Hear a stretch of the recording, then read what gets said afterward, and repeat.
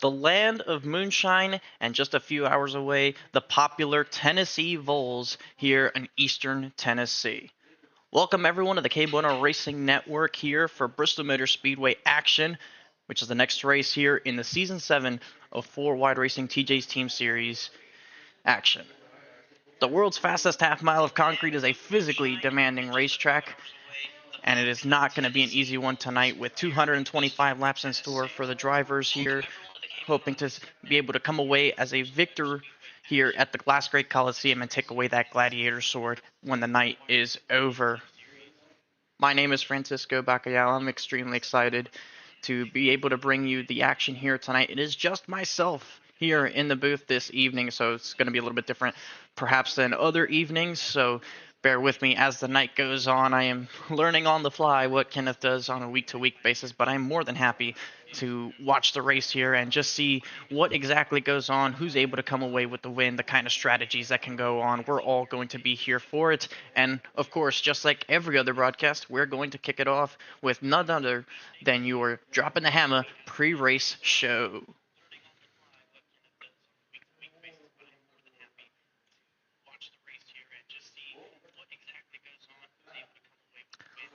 Lining up our pre-race show tonight is going to be on a serious note.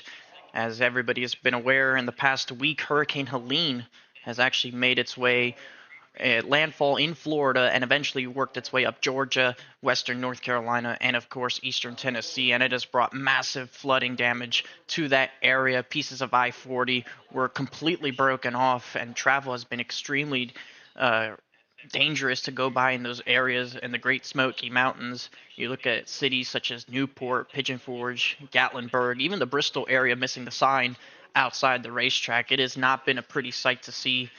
Where I was at personally just a couple of days before watching the real life NASCAR races. So you pray for the people that have had to deal with the system and all the aftermaths that come with tropical systems like that. We wish everybody the best of luck, and we're happy to bring action from the center in which all that is going on here in the virtual Bristol Motor Speedway. So just kind of getting a glimpse here going forward at the schedule. Here is going to be our Season 7 schedule. So, as mentioned, we're here at the Bristol Motor Speedway tonight. 225 laps await us to determine a race winner. Of course, had two races already in Daytona and Auto Club. Those won by a pair of Stevens. Steven Maggio winning the last race over at Auto Club, and Steven Stempian getting the win on a last lap pass at the Daytona International Speedway. In exciting fashion, that one was as well. So we'll see if Bristol is another racetrack where the KBueno Racing Junior drivers go to victory lane and make it 3 for 3 on the season. But you look ahead going forward, Las Vegas, it'll be kind of back to normal with Kenneth Bueno being back in the booth with just myself. Keelan Belshaw won't be quite back yet. He is over at Talladega Superspeedway getting ready for the playoff action this upcoming weekend. And once Las Vegas is done with, we have a 1-week break before returning at the end of the month to Watkins Glen, where I might be on the racetrack for that one, so keep an eye out for that. You see going after that into the month of November, you see Richmond, Chicagoland, New Hampshire, Charlotte Motor Speedway, even the old Atlanta, and Martinsville is the last race of the fiscal 2024 year. What a way to end the year, going out with a bang at Martinsville. It's definitely going to be exciting, even chaotic at some would say. Can't wait to see what this first part of the season brings to us with that. With the tracks that we have laid out in front of us. So, early in the season, it's pretty early to be talking about points, but we are here talking about them anyway. So here are the way too early points, and they actually don't show up on the screen. Again, just trying to make sure that I can work everything as best as I can, not having the same tools to my disposal. It doesn't look like the points are showing up on the screen. Unfortunately, won't be able to show you those, but I can read them off to you. Kyle Benson has a healthy 11-point lead in the top of the standings, which of course it's a win and in system this season. So overall points, as far as being the highest in points, isn't going to mean too much. You get that bonus going into the playoffs just by winning the regular season championship. So that's all to play for. Consistency isn't going to be the name of the game, but it can help you make the playoffs and even give you a deep playoff run. Wins are going to mean the most. You want to get as many as possible, rack up those playoff points so you can get yourself through to each round and fight for a championship over at the Homestead Miami Speedway. And you if you really go into the sim racer hub and you look up and down the point standings, a couple of names that you don't see in the top half of your standings are your last two of your last three champions in Ethan Fonseca Moreno and Lawson Peel. Lawson Peel's down in the 34th position in points. He has not had the start to the season that he has looked forward to. And you look just a little bit further up from Lawson Peel, up in the 25th position, is the 57 of Ethan Fonseca Moreno. So those guys have had a struggle in the opening two races, and they clashed for the win here last season. So this is definitely a track where they'll look to try and turn their ship around and right the wrongs of the season so far and get their season on track and so try and see if they can build some momentum going forward into the next couple of races. Both have gone to victory lane here. Lawson Peel, I think, has gone to victory lane in the Bristol Motor Speedway in the ARCA series. Might have to get fact checked if he has a 4-wide series cup win, if you will. With that being said, we're going to see here the track map of the racetrack that we are at tonight. That is not it. Forgive me, like I said, I am certainly still trying to figure this out. And I now will show you guys the track map. So here we are, Bristol, Tennessee. The track was opened in 1961, has 30 degrees of bankings in the corners. Used to be 35, and they've shaved off a little bit towards that top lane, somewhere in the 2000s, to try and bring that bottom back like it used to back in the good old days.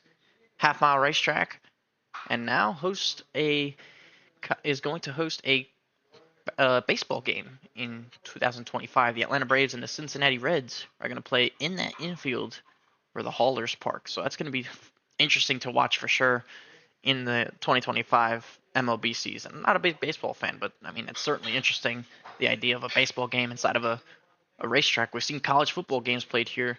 It's definitely the kind of atmosphere that Major League Baseball was hoping to bring, with that kind of audience working their way into the stands here in Thunder Valley to watch some baseball action. So if you're a baseball fan, definitely something you want to visit in the future. Come into this racetrack and watch some baseball.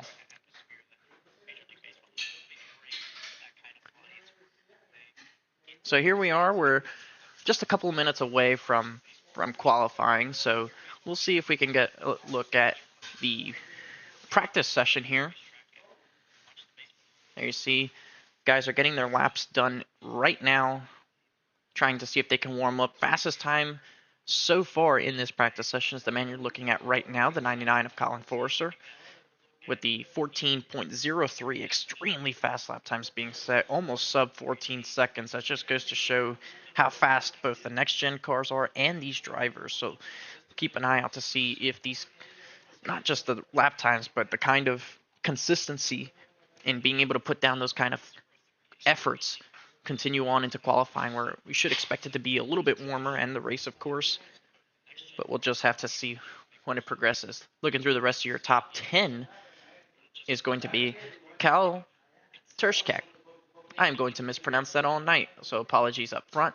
The number 15 is in P2 right now, just ahead of league owner Tyler Murray in the third position. AJ Green, who had a good car at Auto Club, wasn't able to come away with the victory there, is in fourth. Lance Hill, who did a no-no last week, according to Tyler Murray. He's going to have a 4-race probation going into this week, and the next couple of weeks for that matters, after the retaliation effort over at the Auto Club Speedway that he had on Eric Schaefer. And for that matter as well, Colin Forster as well has a 4-race probation to his name. So those guys are going to have to play nice over the next couple of weeks and make sure they don't rack up those penalty points that can really hurt you in the long run. Nicholas Bauman is in the 6th position. He's had a good start so far to his rookie campaign. He's up there in the top 5 in points. Daniel Michaud, California native, is going to be in P7. Jaden Porter, Louisville, Kentucky native, is going to be in P8. Mikey Neal for Buckeye Racing in the 9th spot, and rookie Juan Escamilla is in the 10th spot. So far in practice, all of those guys in the top 10 that I just mentioned are separated by a tenth and a half. Just goes to show how quick these drivers are here, but also how close everything is. A tenth and a half at this racetrack is a lot, but it also can be very little just as far as the distance you cover. It is only a half mile, so you have to make sure you do everything right every single lap. Cannot afford to give up any time anywhere. I'm excited to see if we get these long runs. Bristol's notorious for a lot of cautions. We've seen in the past a mix of cautions, long runs, and we'll see which one of those we get tonight. And I feel like that opening run is usually a tell of what the race is going to do. So for all of you guys here watching tonight, along with myself, that opening run is going to tell a huge story as far as how the race is going to progress, whether we get a lot of yellow flags or do we get a lot of green flag laps in. So let's see as the evening unfolds. But before we get into qualifying, we'll take a quick break here just to make sure everybody gets settled in, you get a drink, and you just get relaxed, and you can enjoy this race in proper. So stay tuned. We'll see you on the other side of this break.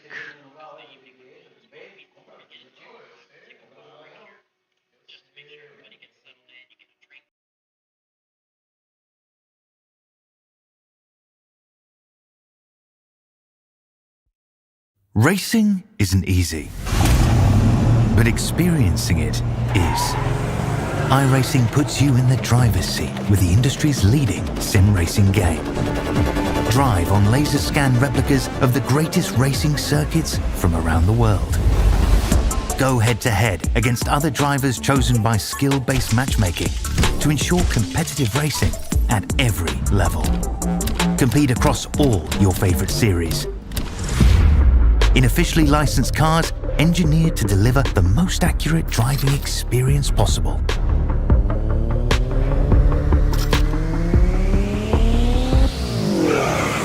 Join a race or host your own with players from across the globe. Race against the computer or in a league with friends. Feel the thrill behind the wheel.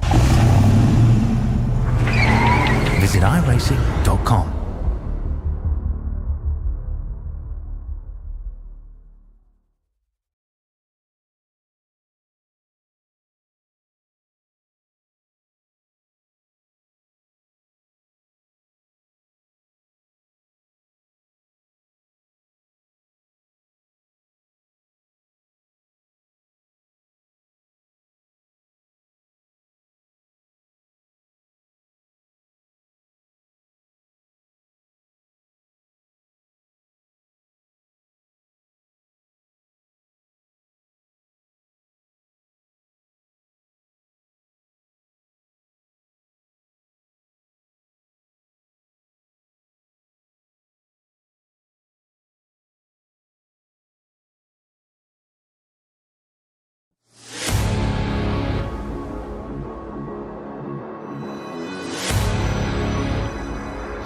Wanted the best, you got him for abreast.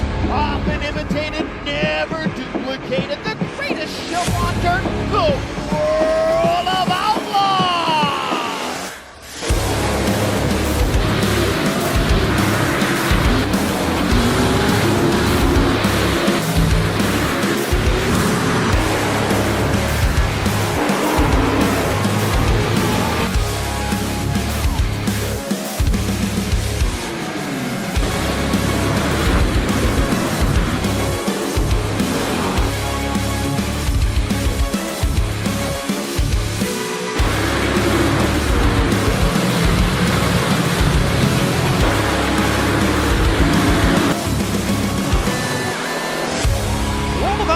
Dirt Racing will be available September 27th. Pre-order your copy today.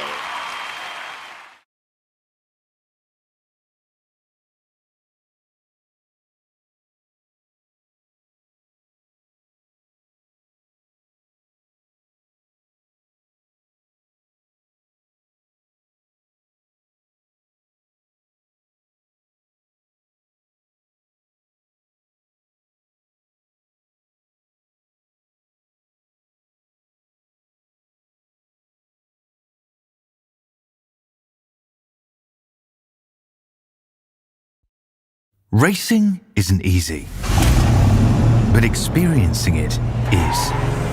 iRacing puts you in the driver's seat with the industry's leading sim racing game. Drive on laser scan replicas of the greatest racing circuits from around the world. Go head-to-head against other drivers chosen by skill-based matchmaking to ensure competitive racing at every level.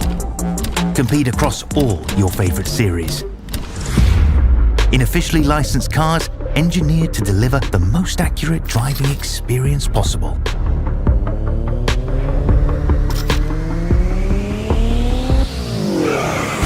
Join a race or host your own with players from across the globe.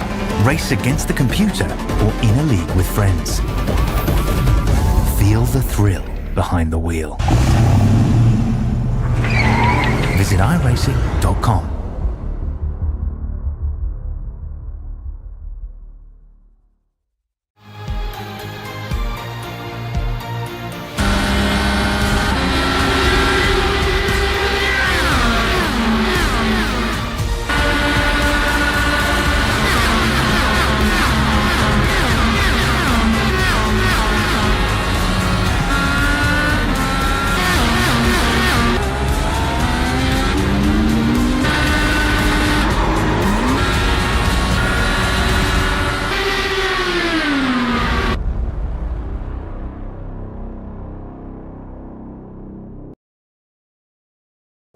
My name is Francisco Bacallao, driver of the number 30 Celsius Toyota. I have a lot of things to balance between work, being a student pilot, and of course, having iRacing to do on the side. How do I manage all that? Celsius. Celsius is the key to getting these things done for me. Whether it's at work, at home, while I'm driving, whatever. Whichever flavor you want, whichever one appeals to you best, that's the one that gets it done. So if you want a good option to drink, choose Celsius.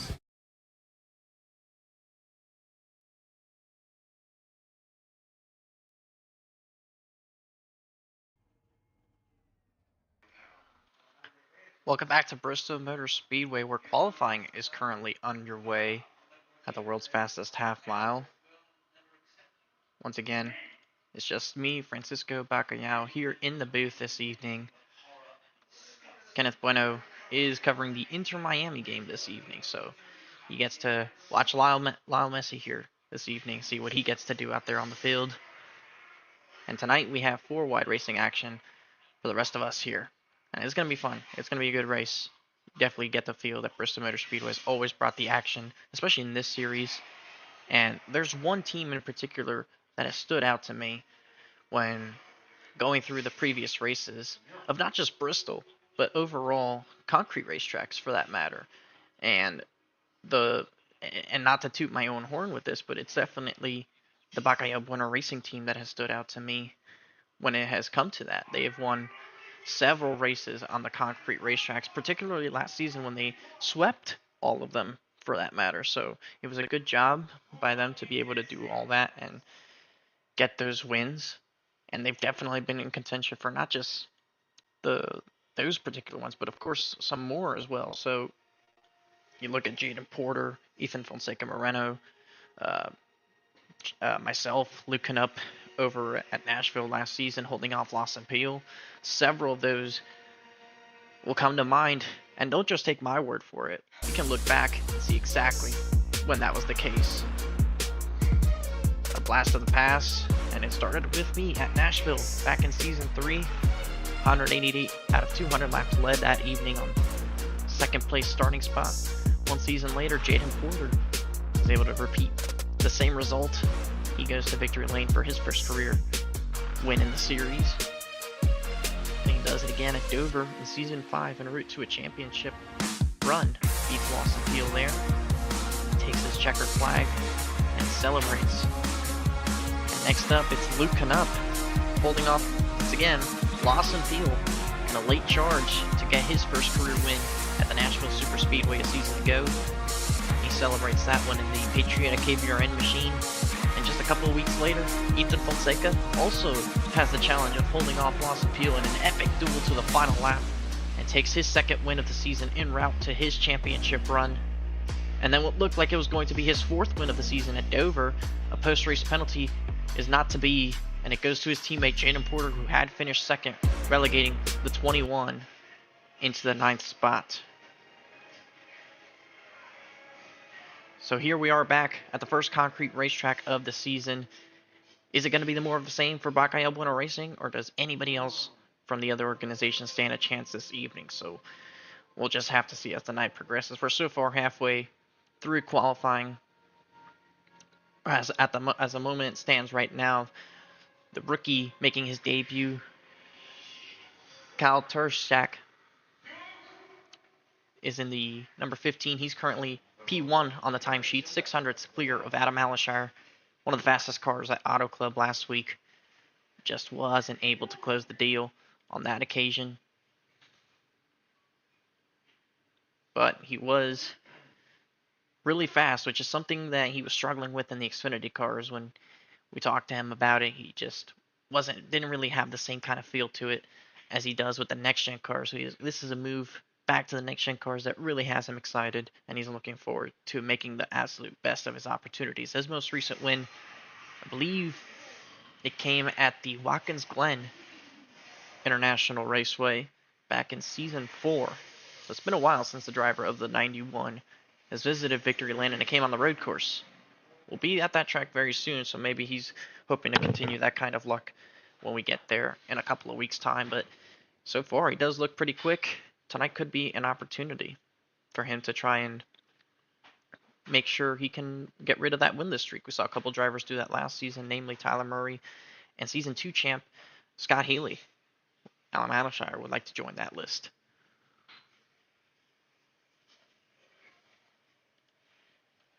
So with just a couple minutes to go here in qualifying, we're going to look at the racetrack here in its glory, just prior to getting the grid set. At the moment, we do have close to 40 cars in this session, so it is a pretty big one here this evening. Many guys looking to have a good run, and it's going to be the first real test of the season after Auto Club. Auto Club, I know we said that was the first real test. It is a big racetrack, and it's very drafty. This racetrack, it really comes down to you as a driver, what you're able to do at certain points, avoiding wrecks, and just making sure you choose the right strategy. Most likely, the way this race will run this evening, only one time are you going to have to bring it down pit road because you have to. You probably want to do that somewhere around the halfway point in the race, as late as possible, so you don't get stuck in traffic and get possibly involved in an incident. We've seen that happen many times before, especially last season when TJ Bursk, when he led 103 laps, brought it down pit road and got involved in a caution almost immediately on the restart in which he pitted. So that wasn't necessarily fun for him. And I don't see TJ in the session here tonight, probably not going to race here this evening. But still plenty of guys, like I said, that are contentious all up and down the field, not just at the front, every single spot. It is not easy racing with these guys. They provide some of the best racing out there on the surface, and they do it week after week, year after year. You got to give them credit for that. That's what Kenneth and I have appreciated so much of the series. That's why it makes it so fun for us to cover. And the guys, they appreciate it so much, and they give us excellent content to cover. So it really is like a back and forth of like, here you go. That kind of makes it work.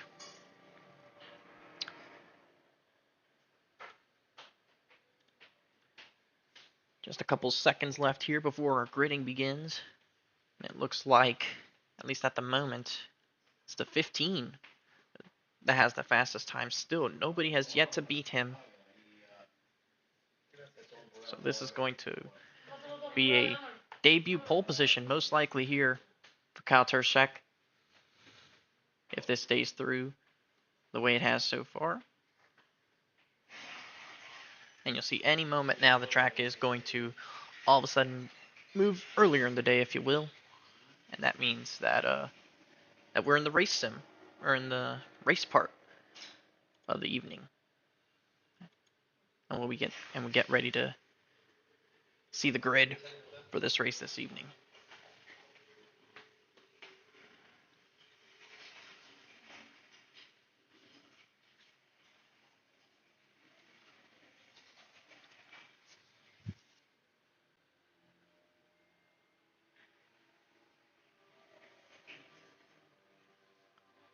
15 seconds to go here until the qualifying session is officially over.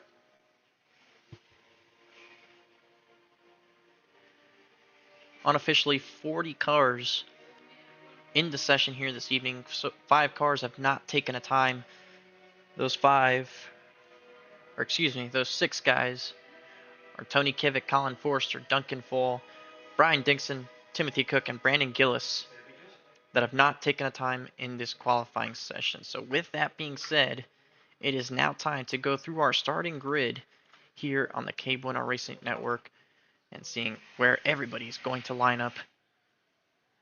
And here we go, like I mentioned, on pole, Kyle Tershak with a 14.173, a really quick lap time around this racetrack. Adam Alashire is going to be rolling off in the second place, but alongside him, probably in the preferred lane, Brandon Banks in third. Really good qualifying effort. He's looking to turn his season around, and season 5 champ Jaden Porter is going to be in the 4th spot. Mikey Neal for Buckeye Racing starts in the top 5 this evening. Really good effort from him. AJ Green is going to be in this 6th spot, looking to continue that momentum. Eric Schaefer is going to be in the 7th spot. Ricky Jonathan Jorgensmeyer with a good qualifying effort going to be in 8th. Craig Lautenslager will be in 9th with last week's winner Stephen Maggio running out the top 10. And with that being said, we'll see if we can get a hold of Jaden Porter here just before we go to the green flag. We'll see if he can move him up into the booth for a quick little talk before this evening. And Jaden Porter, we have you here in the booth. You got a copy? So Jaden, you're the Season 5 champion of the series. A majority of your wins have come on the concrete racetracks. What is the key to making a concrete racetrack run well for you?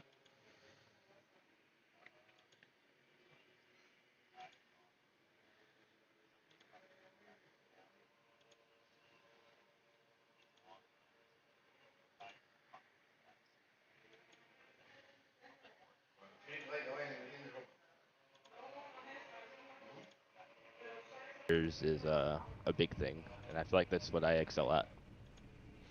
We've seen you get multiple wins. We've seen you win at the Dover Motor Speedway. We've seen you win also at Nashville. Bristol's the one you haven't won yet. You came close the last 2 times we were here. What more do you need to get to victory lane? And do you think tonight's the night? I think tonight could be the night. I don't feel as confident a little bit with this setup than it was a couple years ago when we ran this car here, but I feel like if I can keep it up front all night, I'll have a chance. I do want to knock Bristol off, win all the concrete tracks. I threw away the race the last time we were in next gen here, so kind of want to make up for it if I get in that position again. We'll see if it can be 4 in a row for KBueno Racing on concrete racetracks, and good luck to you, Jaden, on a good start so far this evening. We'll see if you can keep this going throughout the night. Good luck. All right, thank you, man. So that is Jaden Porter, who's rolling off, like I said, in the P4 position here.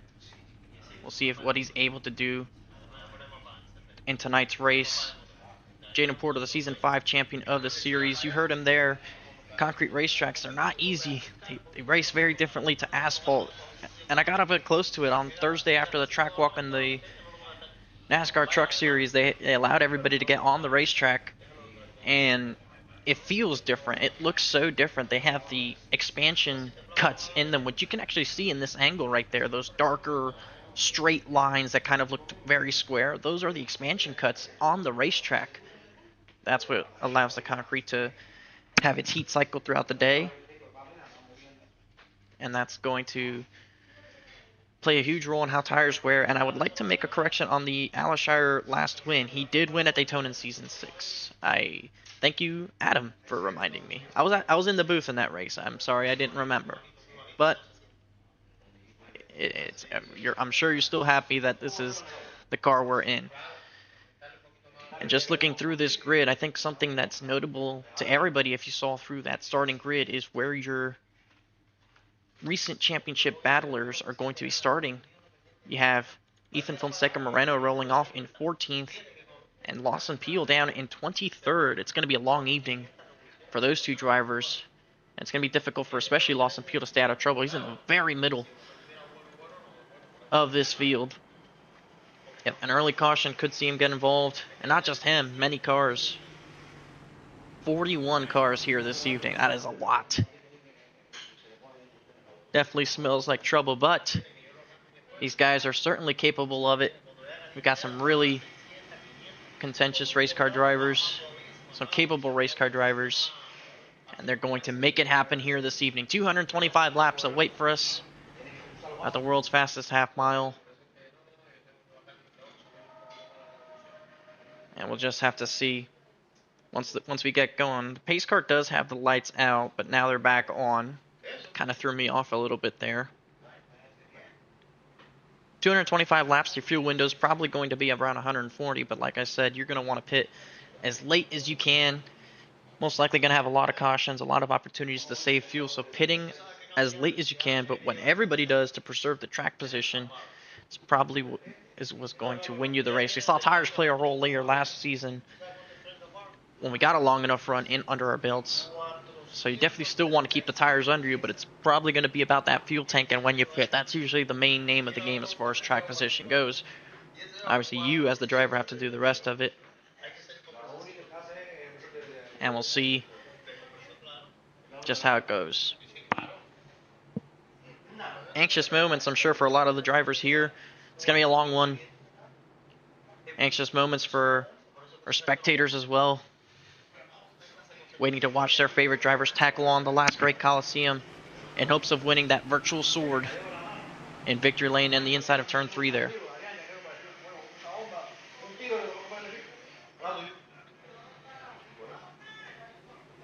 It'll be the 15, Cal Turshak, in his debut, grabbing the pole position. Adam Alishar is going to be alongside of him. Those two are going to lead us to the green flag. And we are underway here at Bristol.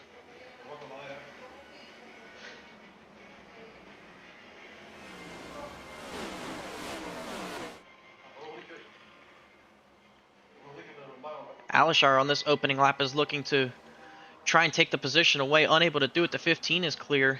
See further back, a couple of moves being made. That's Mikey Neal. That's up to the 4th spot. AJ Green to 6th, and Jonathan Jurgensmeyer in 7th as the caution's out on the racetrack already. Looks like trouble here. Nicholas Vituti slow. We'll see if we can get a look here and see exactly what brought out this lap 2 caution.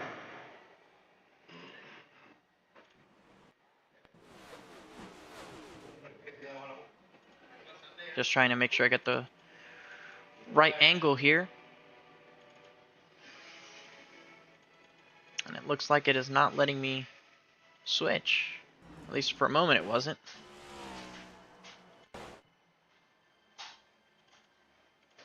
Still trying to see if I can find a view.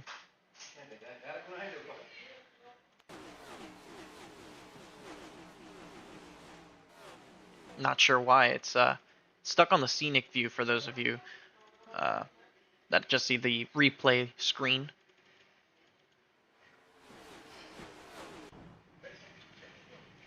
Is not letting me view really anything at that point, but from what I can kind of tell, it looked like it possibly involved Kevin D'Elia. We saw, like I said, Nicholas Vizzuti slow. And iRacing. I'm not sure if this is on my end of the computer or not, but it's not letting me see all the way back there.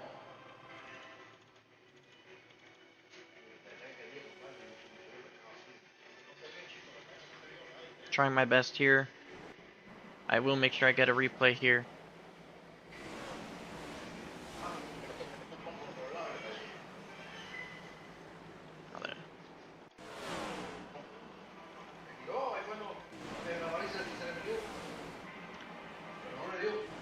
I think there's so many cars that are out here on the racetrack.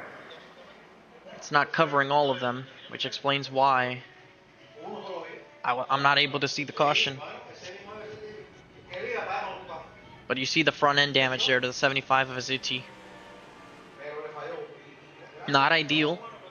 You see Brian Dixon further back there. Possibly some damage on his race car as well. See some scrapes there. So it looks like and D'Elia for that matter also has some rear end damage on his race car. So you can kind of make out who are the cars involved in this particular incident.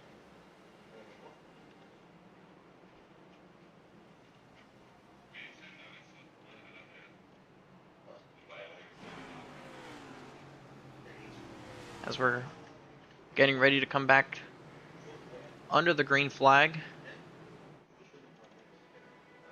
Kyle Terszek leads the field once more from Adam Alishire, and he selects the bottom this time, and he gets a great launch coming back to green.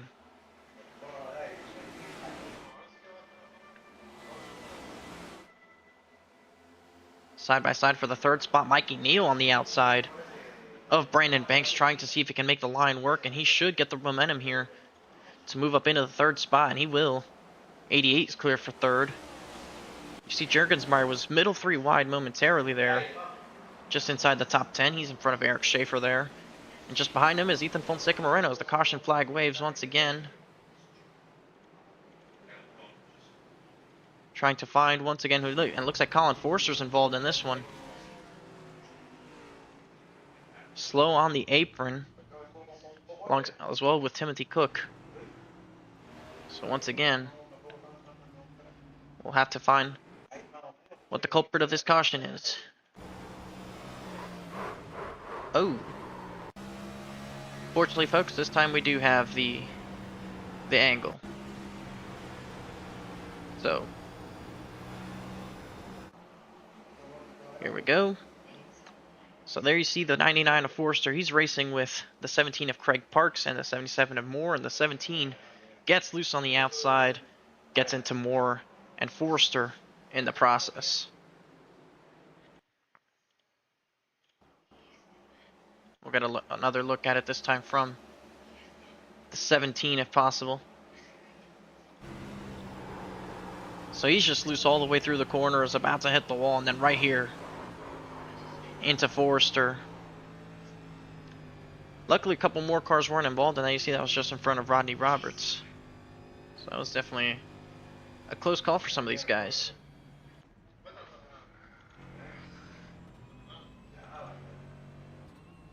As we are under our second caution already this evening. And what you saw in the limited green flag running so far is that outside has really been able to work deeper in the field. We've seen Mikey Neal work his way up through the field so far in a fabulous manner to get up into this top 3. One of the best runs we've seen Mikey Neal have in so early in the race so far. Moving up to P3.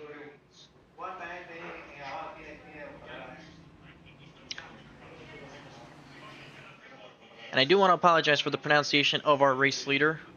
Terszek is the pronunciation I made aware in the YouTube chat. So thank you to Raymond for pointing that out to me. Kyle Terszek. As we take the one to green. We'll see if we can get a few more laps in under the green this time. For our next caution, maybe get some green flag racing. 15 still chooses the bottom on this restart, which has worked for him. You would have expected the outside to be the preferred line. Left turn for the pace car. Green flag for the 15. A great restart for your top 3. Brandon Banks is left battling away with Jaden Porter for the 4th spot. You see Stephen Maggio a little bit further back, working his way up in that breast cancer awareness Aflac machine, inspired by Carl Edwards. Ethan Fonseca Moreno behind Jonathan Juergensmeyer, battling with Nicholas Baumann as the top couple of cars are clear for position.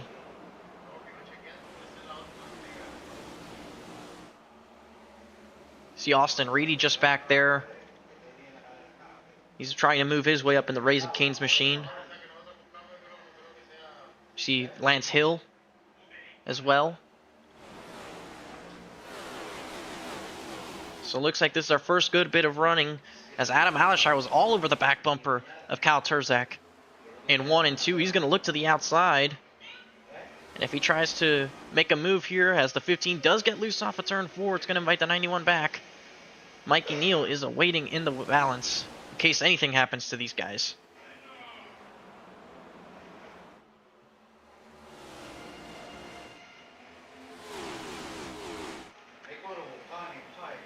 There's Jurgensmeyer on the bottom holding off Lance Hill. Trevor Haley deeper in the field trying to make a move as Alishar looked to the bottom momentarily on your leader, and that's going to allow Mikey Neal to get to the inside trying to make the move.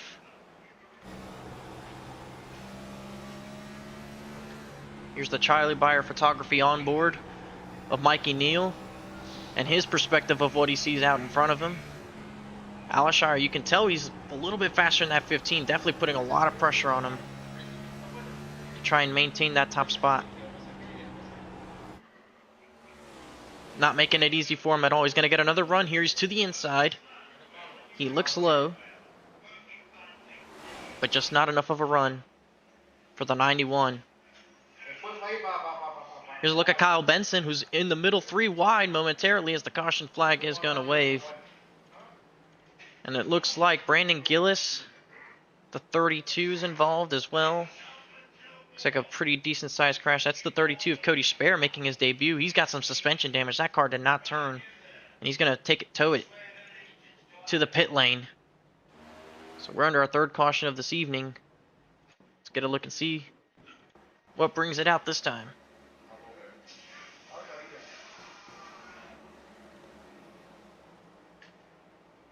Ooh, looks like contact with Kip Easley sends the 32 sideways.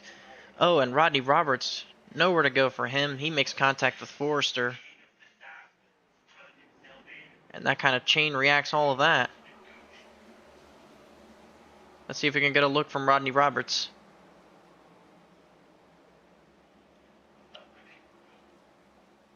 I'll try and step that back just a little bit.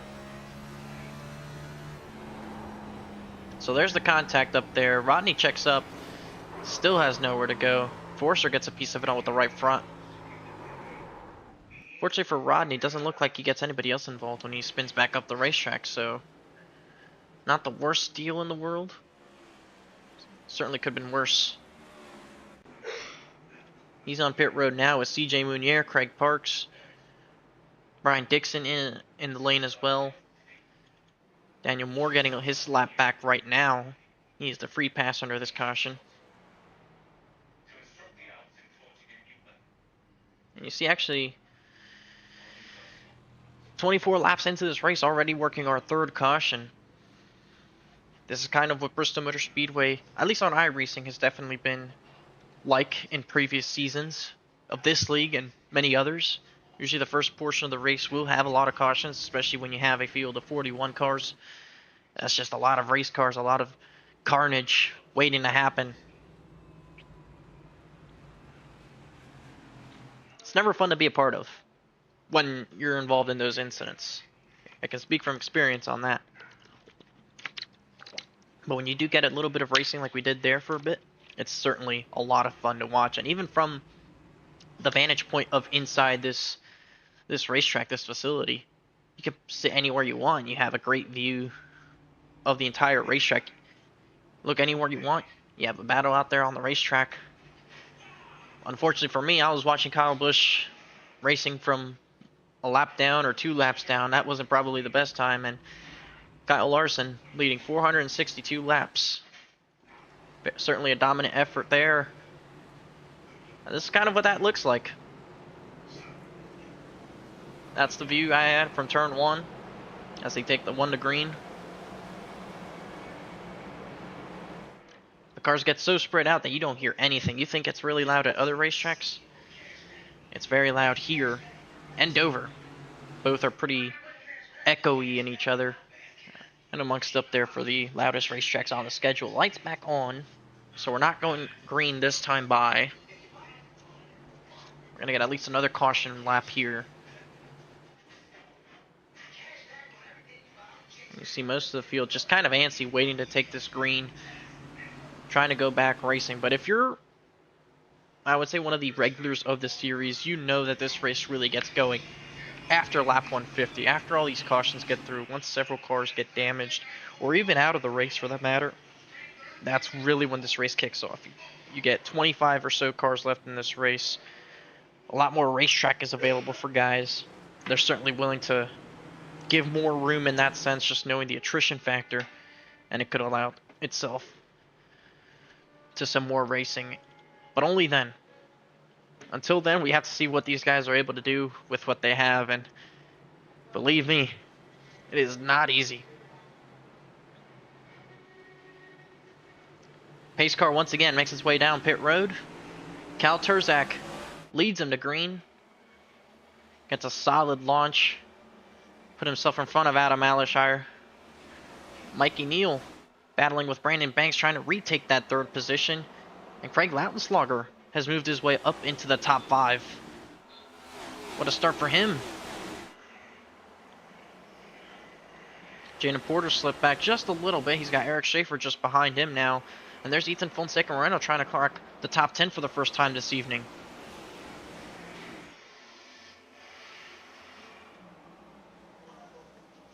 He sits behind Eric Schaefer, racing Nicholas Bauman currently. There's Daniel Michaud, racing Trevor Haley just behind Lance Hill. Steven Stempiner, Daytona winners there.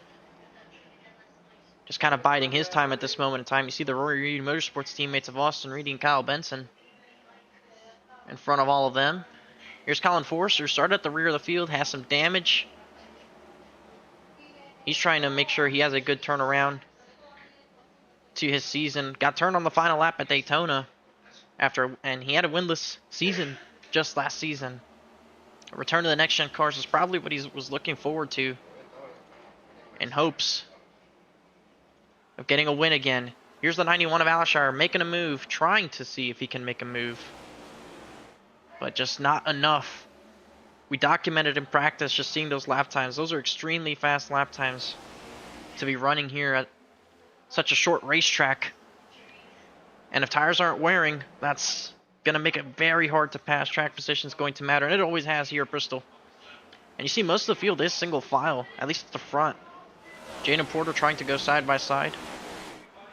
And Eric Schaefer's going to get to his inside. What a send there by the 3 car, trying to get ahead of the 28. And he'll almost do it. He'll have to wait here until off of turn 2. Porter won't fight it too hard. He's going to give it up to the DBR driver. And he's going to settle it in the 9th spot with his teammate behind him, Ethan Fonseca, slowly making his way up towards the front of the field. And you just look through the rest of this field. We're getting a bit of single file action going. We're clicking off some laps now. It's only going to make this race go by quicker in that sense. Here's Tyler Murray making a move on his teammate Christopher Bishop to move for 28th. Some of these guys here has some damage on their race cars, or it's not handling the way they would, the way they'd like it. As you see 3 wide momentarily just behind this group. Wasn't able to completely make out who the drivers that were 3 wide were. But it certainly was a 3 wide move. I know that for a fact. Back at the front, Alishire right on his bumper, always trying to make a move. And both of these guys getting really close to the wall, particularly off of turn 4. Alishire just unable to get enough of a run to get to the outside. He's tried the bottom on just a handful of occasions, but yet to get to the outside and really pounce on the momentum. Let's ride on board with the 91 around this racetrack to see what it's like from his vantage point. And forget that, the caution flag waves here. Looks like Timothy Cook up against the wall there. See exactly what brought out our 4th caution of the evening.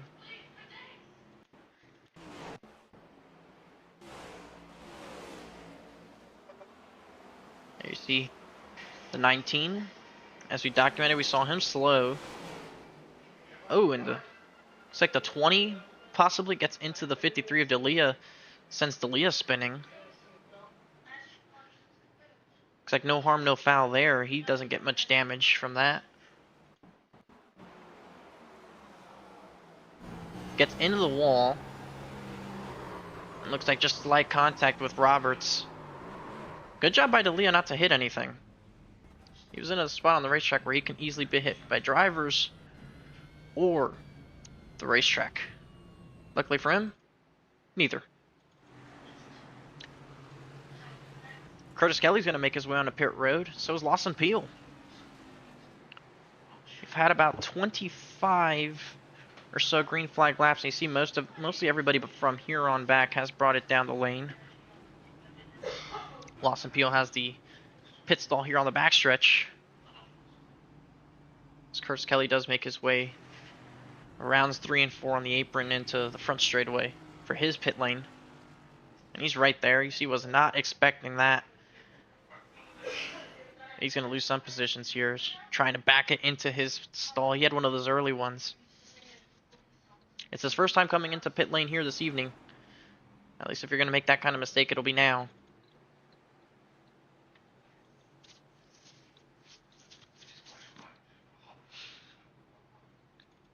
There's Lawson Peel winning the race off pit road. And early on in this race, I definitely have to say this one's going to be one of my favorite paint schemes. It may not be a Kyle Busch paint scheme, but it's certainly an M&M's paint scheme that reminds me of Kyle Busch. Just seeing the sponsor out on the racetrack once again. 24 of Craig Bro. Running currently 26th. He's not had an opening 2 races that he's wanted. But hey, maybe this paint scheme is all he needs to have a better evening. Certainly get my credit for it.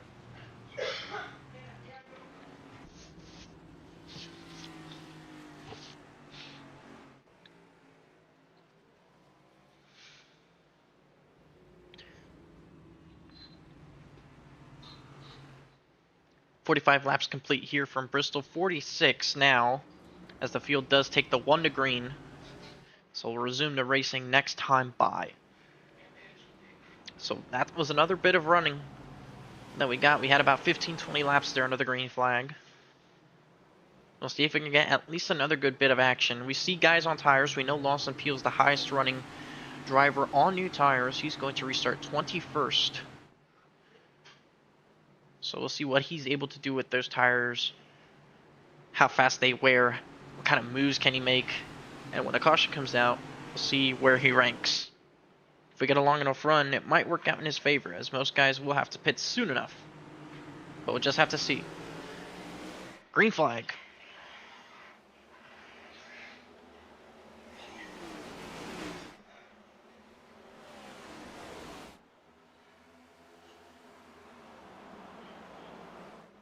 A great restart for the front couple cars.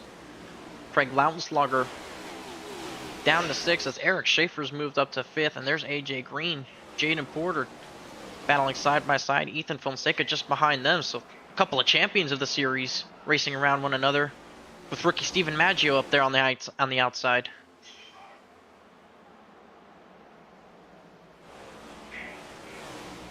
Maggio's going to get the run off the corner here and get clear of AJ Green and dive down to the bottom. That hurts the 57 in the process. It's going to allow Trevor Haley to get by on the outside as well. So move Maggio and Haley up to 8th and 9th respectively. There's Ethan Fonseca still trying to make that bottom work. As I believe Mikey Neal's there trying to see if he can pounce on 2nd. But no doing. You can just tell that as these tires have worn, that outside is becoming faster. A preferred line, if you will. And Banks is looking to try and use it to make up a position.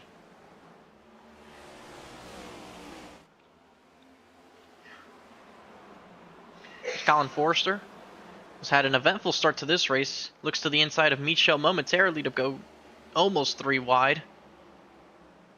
That's the 50 of Duncan Fall just behind them. There's Lawson Peel, who has not really made up any positions with those tires so far, which is not exactly surprising, just considering you have both lanes used up. We had about half that run be on those tires under caution. Not exactly going to be the biggest advantage, but just that little bit of fuel, maybe that little bit of grip in a certain situation. See Forster there, held up by Stempian on the bottom. It opens up the outside for Peel. Try and make a move. So he'll look to get around both the 99 and the 8 in the process. There's Banks. Still trying to use the middle-ish on the 88.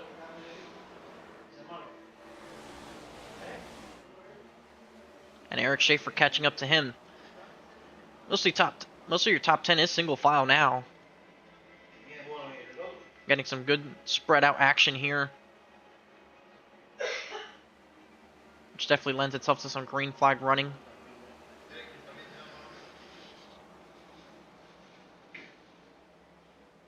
Lawson Peel has moved himself up into the top 15. Currently working past Lance Hill. And looking to the inside of Kyle Benson in the process, who's your points leader going into this evening. And I say right there is where he gets a slight advantage with his new tires. But if he keeps doing stuff like that, they might just get worn out that little bit quicker.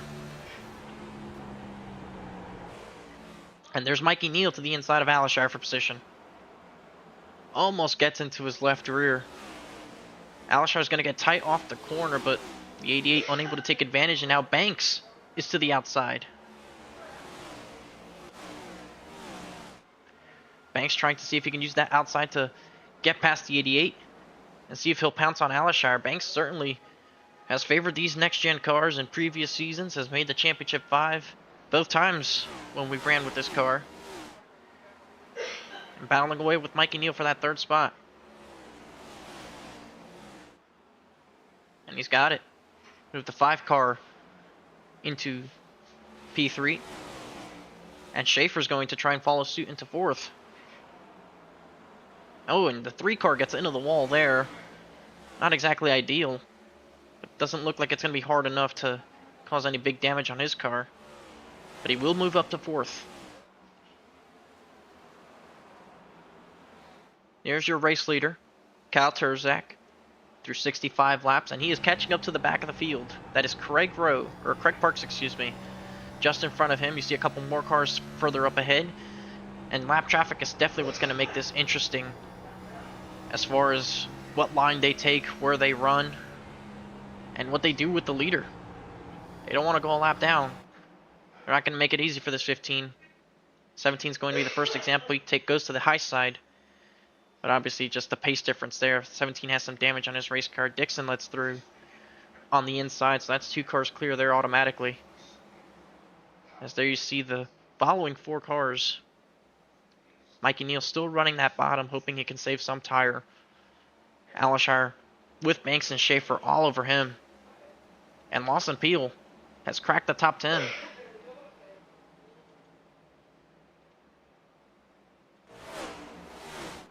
There he is on the outside of Ethan.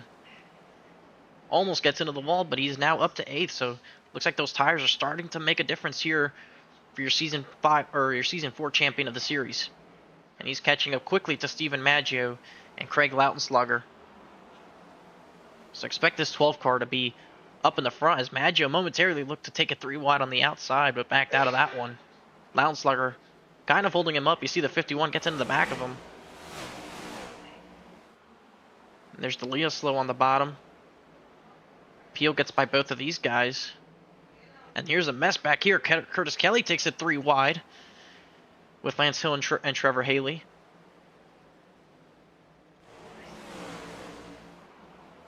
Some good racing here. That's for the 16th spot.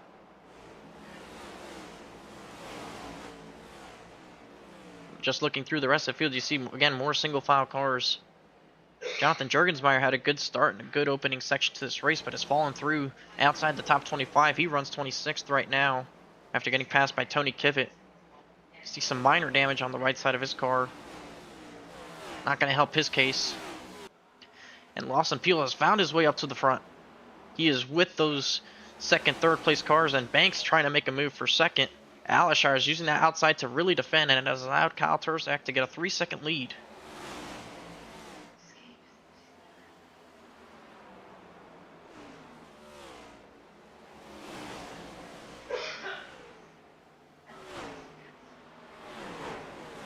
Mikey Neal has migrated to the outside, gets a good run there, and he gets to the outside of Brandon Banks.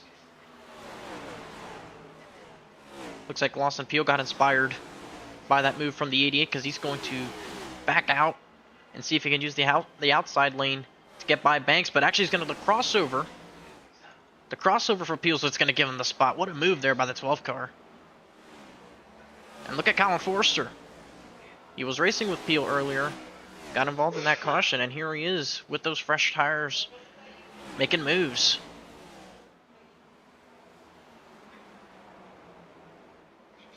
And Lawson Peel can start playing the Jaws theme because he has moved up to P2, looking to chase down your race leader. It's about 3.1 seconds behind Kyle Tursak. And Mikey Neal, running that bottom, has really saved his tires because he's gotten by that group of cars and he's actually kept up with Lawson Peel in a pretty remarkable way, I must say.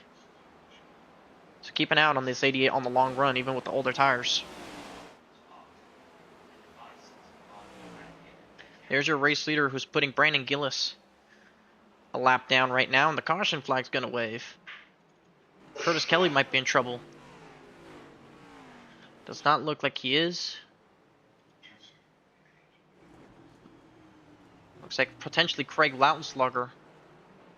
Oh yeah, look at the rear of his race car. Significant damage there. Let's get a look here and see what brings us under caution number 5 of the evening. And Lautenslugger was running pretty well to this point, but he had fallen off on that run. See, he's got Kip Easley behind him. That's Jaden Porter behind those guys, and Curtis Kelly there. All this behind Tyler Murray. 13 goes into the corner, into the wall. Kip Easley has nowhere to go. Gets into the 13. Sends the 13 spinning. Oh! And a couple cars run into the Lautenslugger there while he stopped on the outside. Watch this. Oh! I think that's Steven Stempian and the 75 of Azuti that got a piece of him. Let's see if we can get a look.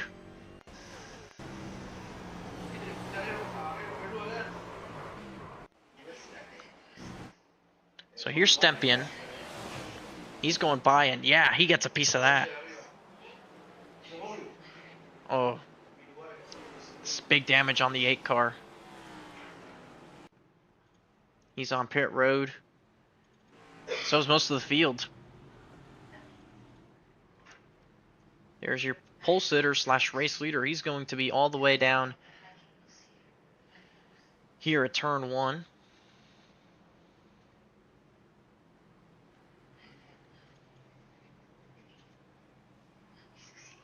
And Lawson Peel's in the lane as well. He used the tire set to get strategy and work his way through the field.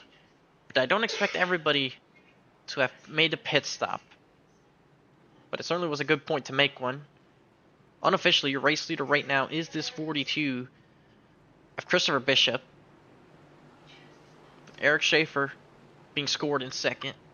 Stephen Maggio scored in 3rd. Tyler Murray's going to be in the 4th spot with Ethan Fonseca Moreno in your top 5. Most of these guys have not made a pit stop in this entire race to this point. Could wonder what the strategy there is. Maybe they don't want to be as far back as Lawson Peel was when he pitted. But we did get a fair amount of green flag laps there, so it might have been worth it. Just letting everything cycle out. Looks like the Kyle Tursak car is going to restart in 10th after the pit stops, just in front of Lawson Peel. That means your top 9 cars have stayed out under this yellow. Those being, like I mentioned, Christopher Bishop, Eric Schaefer, Stephen Maggio, Tyler Murray, Ethan Fonseca Moreno, Curtis Kelly, Jaden Porter, Kyle Benson, and Austin Reedy. There's the 9 drivers that stayed out under this yellow.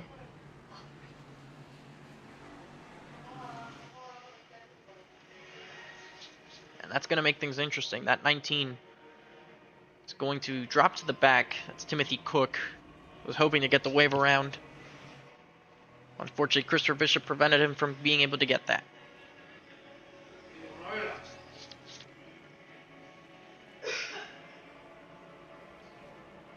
You see the 6 of Newbraw going by. There's Kivett. Handful of other guys as well.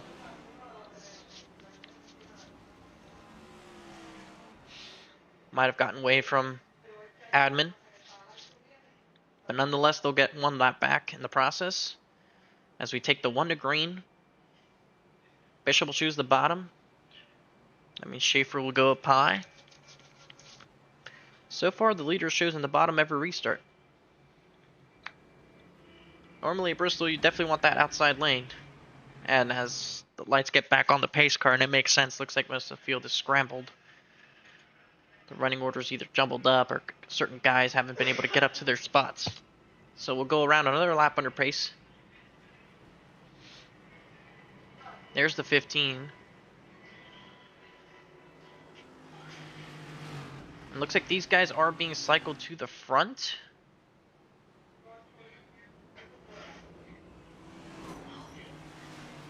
Looks like a very odd situation. I'm not sure if there's a timing and scoring issue with the way those guys stayed out.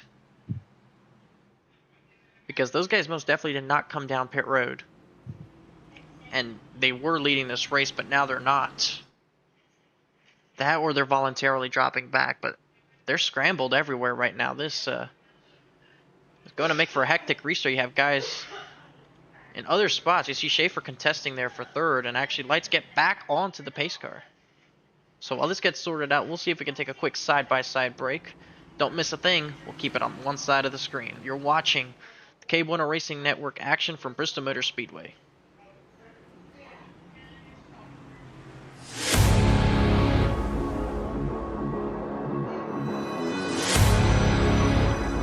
You wanted the best, you got them for abreast. Often imitated, never duplicated. The greatest show on dirt, the World of Outlaws!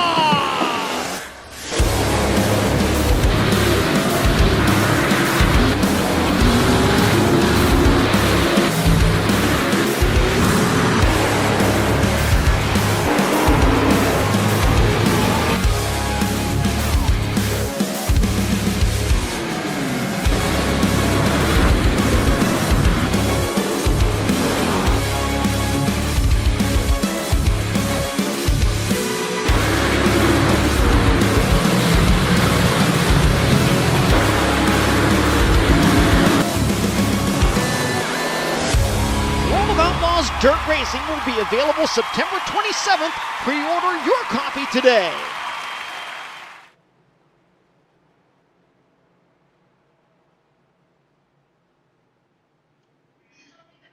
Welcome back to Bristol. Lights are turned off on the pace car now, so it looks like we'll get back under green here. And actually, no, they turned them back on, so still trying to figure out the running order here. It's definitely a confusing situation. It looked like there was 9 cars that stayed out there to try and take the top 9 positions on the restart, but the 15, whether it was through iRacing or the admins, were going by, and you see they're continuing to add laps, so this is definitely an unprecedented situation, and I'm sure they're working very hard to resolve it amongst themselves in race control. So in the meantime, you're watching KBueno Racing Network coverage. We'll be right back. My name is Francisco Bacalhau, driver of the number 30 Celsius Toyota. I have a lot of things to balance between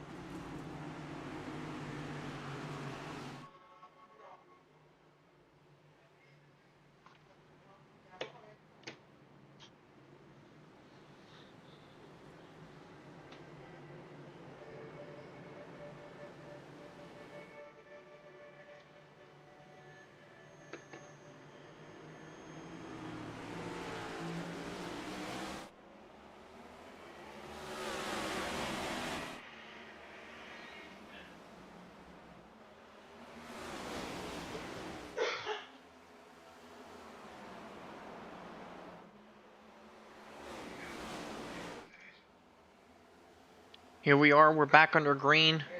Missed the restart there. Christopher Bishop fell through the field. And here's Mikey Neal challenging to the outside of Kyle Tursak for the top spot. And he's to the inside. What a crossover there.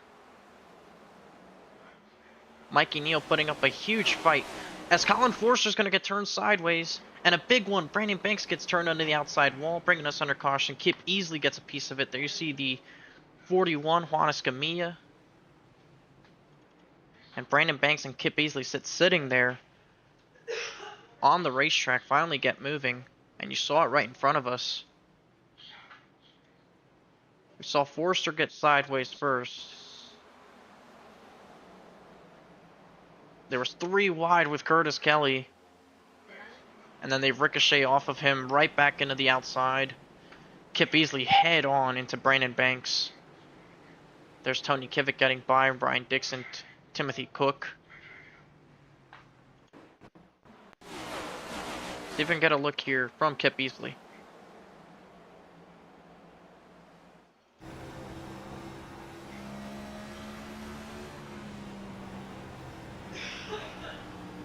This is off turn 2, Forster spinning up there. He actually gets into the back of the 28, so it looks like he might have gotten a bit of help there. But that sends him into the action. And puts us under caution once again.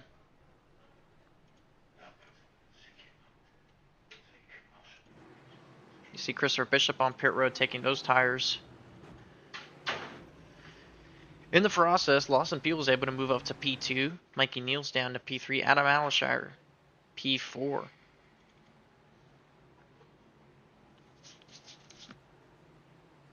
And that was definitely a confusing situation under the previous caution, trying to determine the restart order. Not sure what the issue was exactly. Whether it was the wave around was throwing off the positions, whether it was cars that had stayed out not being registered as in front of the cars that pitted because they were so far back in the field. I'm not in the racetrack to see what's going on, but certainly confusing. I can't say I've seen that one before. Kind of reminds you of NASCAR when they have a caution during green flag pit stops and they run for 20 laps to figure out the running order. Certainly not a fun time when that happens, but it does happen from time to time. Just got to make sure you get everything right. And I'm sure that's exactly what Tyler Murray and league admins were doing under that extended caution. They were just trying to make sure they had the running order exactly the way it was supposed to be.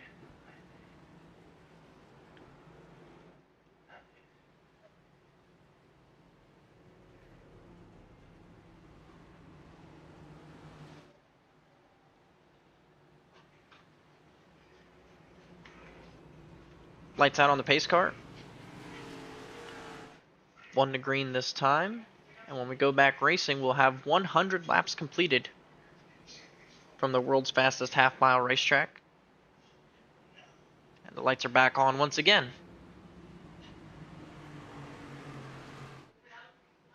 Might want to hop in that pace car this evening with how often it's been out there. Not just for the amount of cautions, but the extension of them.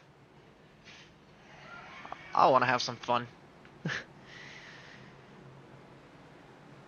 But these moments are very crucial for one's focus. You have to stay locked in even with these extended cautions. You don't know when you're going to go green, or you think you're ready, then the lights come back on and you have to kind of prepare mentally for another lap of caution before you go green again. So it's very easy to lose your focus in a situation like this. But the best drivers, especially like that one on the outside, number 12, he knows exactly what he has to do in a situation like this. And starting on the front row, we'll see if he has just anything for this 15, who's been dominant all night long, has just about led almost every lap so far. And Lawson Peel on the outside. We're going to ride on board with him for this restart with your Charlie Byer photography. Pace car hits the pit lane. And there goes the 15. We're under green.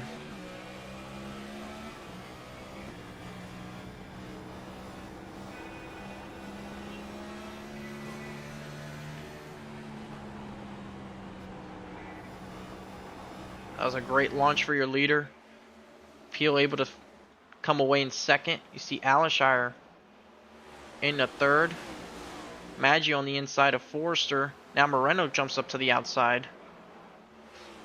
Forrester's had a good recovery in this race. There's Tyler Murray racing with a teammate Austin Reedy. And Juan Escamilla with that front end damage. And oh, there's a spin. It's Mikey Neal and Adam Alishire. Mikey Neal, who was running inside the top 5 along with Adam Alishire, go for a spin. And another yellow flag is going to wave. This time on lap 105.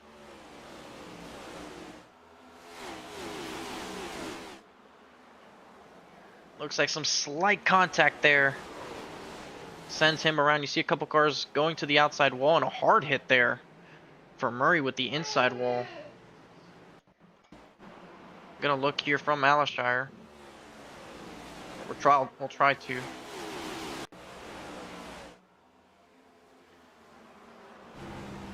So this is in 3 and 4. And it looks like Alishire thought he was going to get the bottom here. And the slightest bit of contact is what sends the 88 around. And like I said, we saw Tyler Murray make some contact with the wall. We'll see if we can get a look from him as well. Unable to search for his car. But there you see the 36 went hard into the wall. We have Tyler Murray, so we'll get the look from him.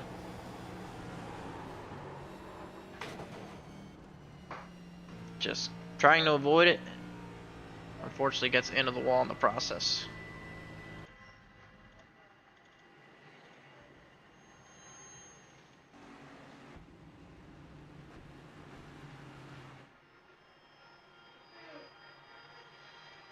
So while we're under caution, we'll take a quick side-by-side break here, but you won't miss a thing here on the KBueno Racing Network.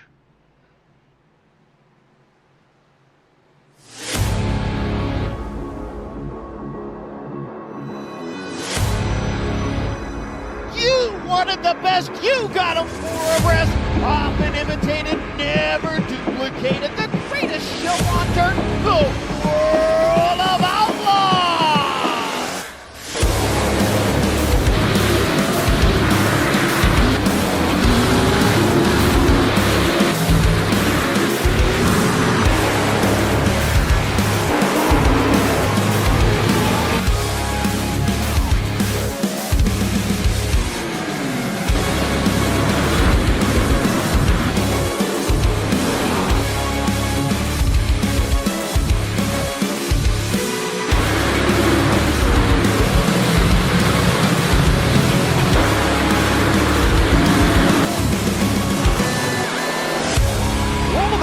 Dirt Racing will be available September 27th. Pre-order your copy today.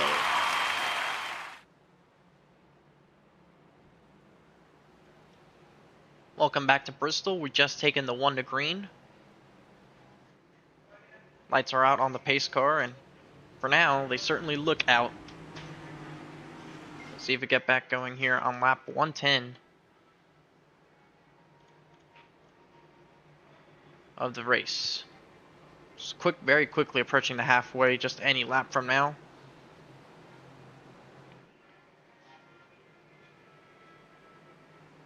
Pace car's going to make that left turn. And we're back under green. You see a little bit of a stack up there on the inside. Maggio kind of losing some ground. And look who's up inside in the 6th spot. That's Ethan Fonseca Moreno making his highest running order.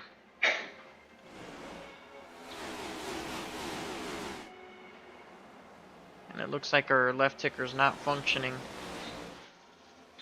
So we'll just have to stick with the classic at the top of your screen. But Ethan Fonseca Moreno with a good run. He's going to get to the outside of Curtis Kelly and move up to 4th. So Ethan Fonseca Moreno, defending race winner, defending champion of the series so far, making the bid for his best run of the season. And there's Kyle Benson just behind him. I haven't really seen too much of Benson here this evening. It's been mostly outside the top 10 or 15. But here he is inside the top 10, trying to get around Curtis Kelly for a top 5 position.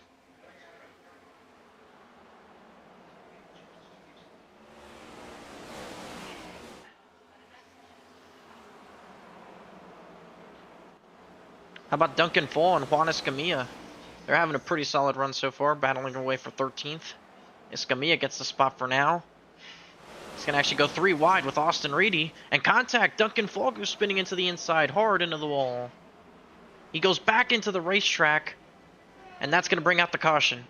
Almost hit a couple of cars as he launched back up into the racing surface. You see big damage on that number 50 Toyota Camry. And Duncan Fall, rookie driver, not the night he's going to want here at Bristol. We'll get a look and see what happened.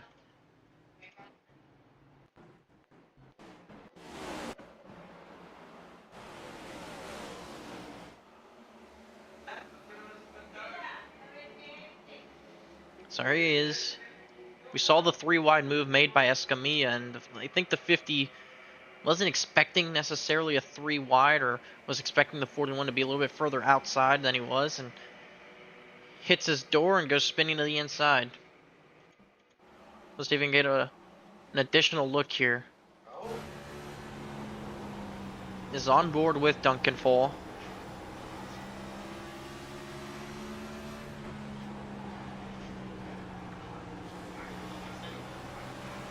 See right there. That's a huge hit. Messed up the left front suspension of his car.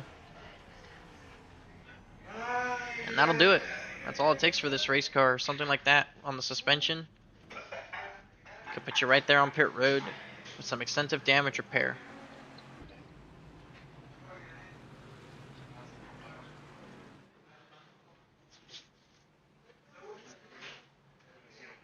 Quickly approaching 100 laps to go in this race. And all night so far, it's been this 15 who, even during those longer runs that we had, was able to do a really good job of maintaining the lead and being able to grow his lead on that one particular run. Was able to get it to about 3 seconds before that caution ultimately came out. Still runs in the top position. We'll see if Lawson Peel or any of these other guys have anything in store for the 15. They still have just over 100 laps to figure this all out. There's Ethan Fonseca Moreno. Your defending champion of the series. Has not been necessarily pretty. Was able to get that P7 at Daytona on that last lap mayhem. Was in the battle, shot for the win. And that Auto Club was running right around the 10th spot for most of the race, just outside of the top 10 and the top 15 or so. And unfortunately was involved in that incident with Lawson Peel and Adam Alashire in turn 3, which really hampered the 57's race from there. As he blinks here under caution and reappears. And that's been a topic of conversation for Tyler Murray. He said he wants to focus on these connection issues. There was a couple warnings given out at Auto Club, but going forward he wants to crack down on those a little bit more, so we'll see if something like that is acceptable, or if it takes something crazier for possible penalty points to be issued, because that is what he mentioned. Potential penalty points.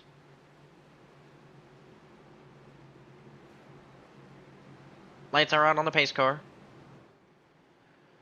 The field is making its way through 3 and 4. Lawson Peel, Kyle Tursak, your front row. Fonseca had a good jump. Murray does not. Or Kyle Benson, excuse me. A not so good restart for Kyle Benson. Sees him battling away with Curtis Kelly. As Lawson Peel tries to see if he can make a move, and it's Schaefer and Fonseca battling away for third.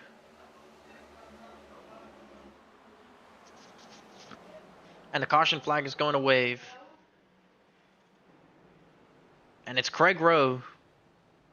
Oh boy. If you go back to earlier in this race, I mentioned something about that paint scheme. I think that is the commentator's jinx that has struck the 24. Let's get a look and see what happened.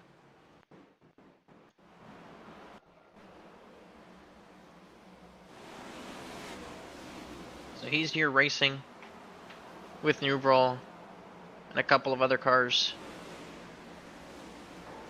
And he gets turned there by Trevor Haley off of turn 4. And you see a couple cars just stack into it. Brandon Banks, Brandon Gillis. Brian Dixon got a piece of it. We'll see if we can get another look at it. 24 was falling back on this restart. Kind of comes down on the nose of Haley. Cook gets the wall. The 20 of Roberts spins. Murray slams the inside wall again, avoiding an incident, and gets into the back of Roberts in the process.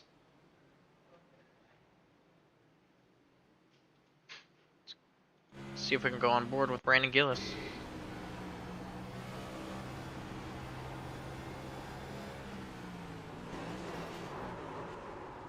Nowhere to go for the 9 car. Just straight in to the side of the 24 of Craig Bro.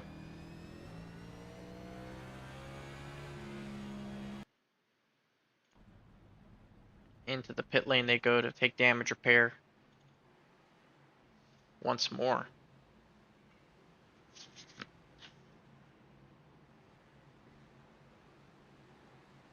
Remember, if you want to join the conversation, you can by using the hashtag AskKBRN. Use hashtag AskKBRN in the comment section of the YouTube chat and ask away a question, and I'll do my best job to answer that question for you.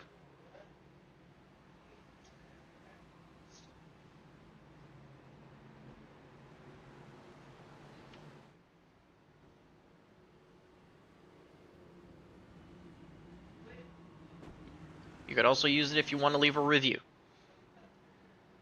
And if it's anything above 1 star, then I will happily accept.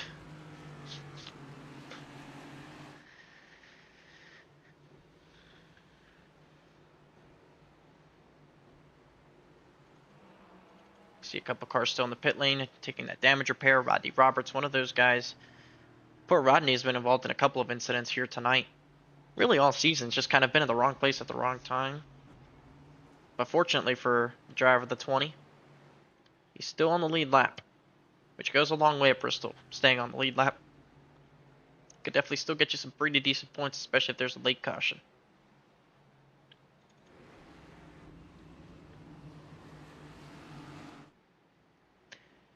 We might be getting the 1 to green here, and we'll just have to double check. Lights go off for now. Feels like I have to say that, just in case.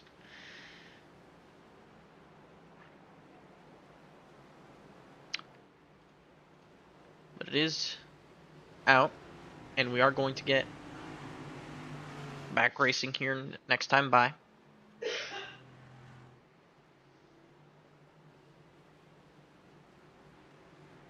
Once again, the front row still consists of the 15 and the 12. We saw Benson not get a good launch last time, being 5th on the inside. We'll see if Curtis Kelly does the same. Green flag's back in the air, and it is not a good restart for Lawson Peel. He's going to be left fighting with Eric Schaefer for that spot. They'll be side by side off of 2. Moreno all over them.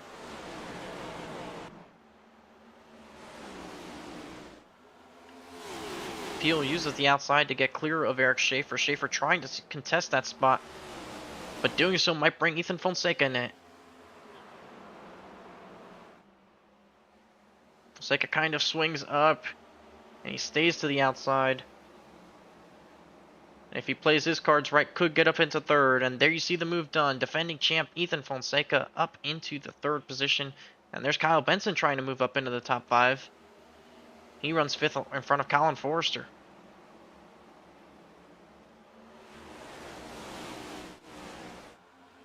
Here's Jaden Porter and Curtis Kelly. Kelly restarted 5th. He's down to 9th. Not been a good one for him so far. But he's trying to make sure he can maintain some ground. There's the 25 of Daniel Micho. He's had an up and down evening as well, but we haven't really heard from him as Schaefer kind of backing up that outside lane just a little bit. Certainly looked momentarily. There's a 41 of Juan Escamilla, still with some front end damage, but battling for a top 10 spot. You don't need the cleanest car to win here. Does it look like Ethan might have gotten loose, or is it making a charge for second place? Was. Now has to hold off Eric Schaefer for third, and Schaefer's going to pin him down to the bottom. There's some contact off the corner between those two. Ethan's going to try and keep making that bottom work, but they're lining up behind him. Benson now trying to see if he can get a piece of it. So now the freight train is on the outside of Ethan Fonseca Moreno. You can see it just, when that happens, you just continuously lose positions because there's no gap on the outside, and it is not a fun place to be in.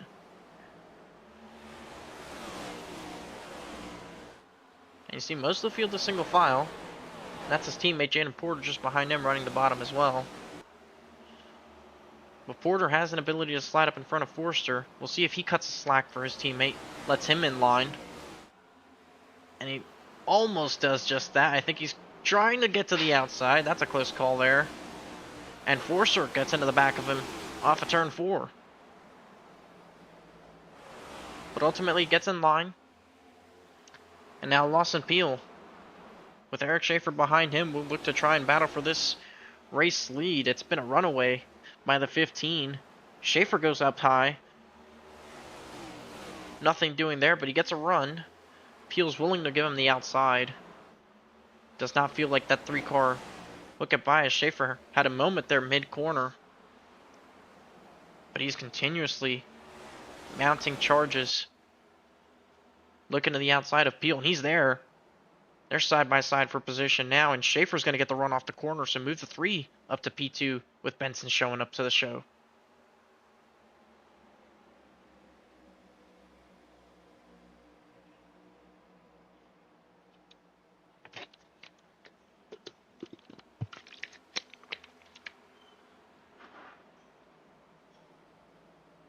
As we approach 80 laps to go in this race, we'll take this opportunity to go for some Wednesday night crank it up action here on the KBueno Racing Network.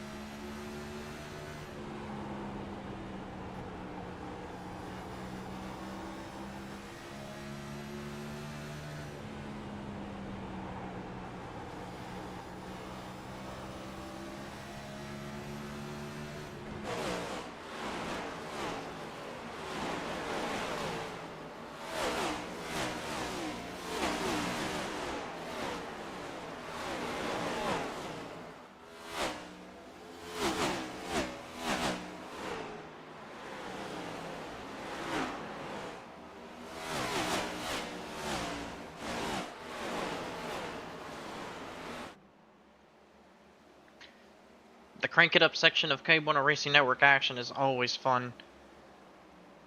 As here we see Daniel Michaud, who's moved up into 5th, and Kyle Benson, who on this long run has moved himself up into 3rd. Lawson Peel down to 4th. All these guys over 1.5 seconds off your race leader, Cal Tursek, who's once again pulled away from a group of cars that were battling for second. In his debut, having a fantastic run. That seems to be the theme of 4 wide. You get up in here, you have a good opening race, you embarrass the regulars, and you grab your first career win. We're 70 laps away from that possibly happening for the second week in a row. With Stephen Maggio last week, Kyle Benson a lot faster than Eric Schaefer, and he's willing to physically let him know about it. Gets right to his back bumper off of turn 2. And the difference between all of these guys and what your race leader's doing, your leader's been running the bottom all night, has never really moved up. Everybody else has been all over the racetrack trying to find speed. They're now 2 seconds off your leader.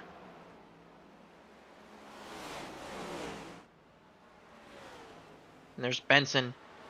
Gets the outside, gets the wall.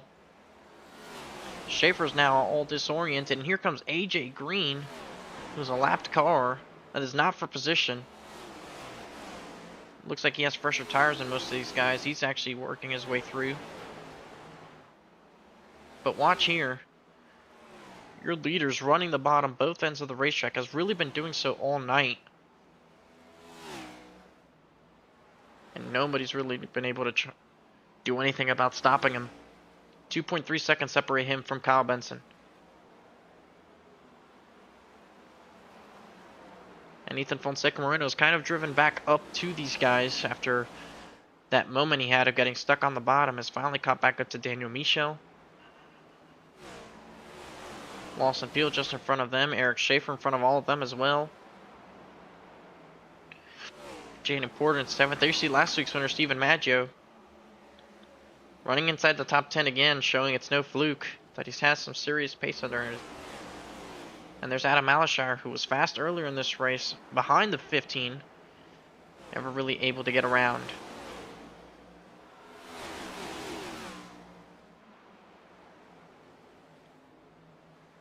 And there's a 57 underneath Michel. Michel into the wall. It's going to allow the 57 to get by. Porter gets an opportunity to look though. And peels to the inside of Schaefer. Schaefer will get the run though. Tough battling on track between these teammates for a spot on the podium as Ethan Fonseca's back up behind these guys in the top 5. And Jaden Porter had a good run through the middle of the corner. He was almost under Lawson Peel. Schaefer tags the wall. Peel holds up the 57. Here comes Porter.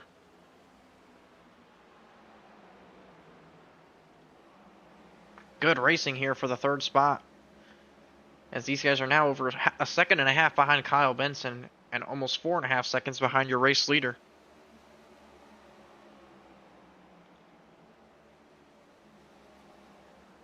Porter gets by Schaefer. Looks like the long run pace of these guys have really stepped up. And now here comes Moreno. A good run through the middle. Schaefer's not going to hand it to him. But the tire saving of the 57 works out in his favor. He's up to P3. Or P4, excuse me. Kyle Benson in the clean air has not really done much.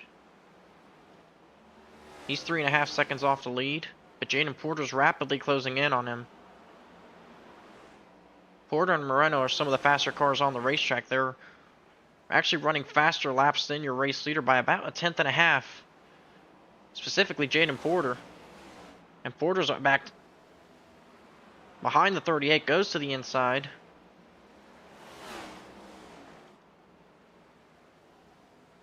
It's not going to be an easy pass. Kyle Benson's not just going to hand it to him.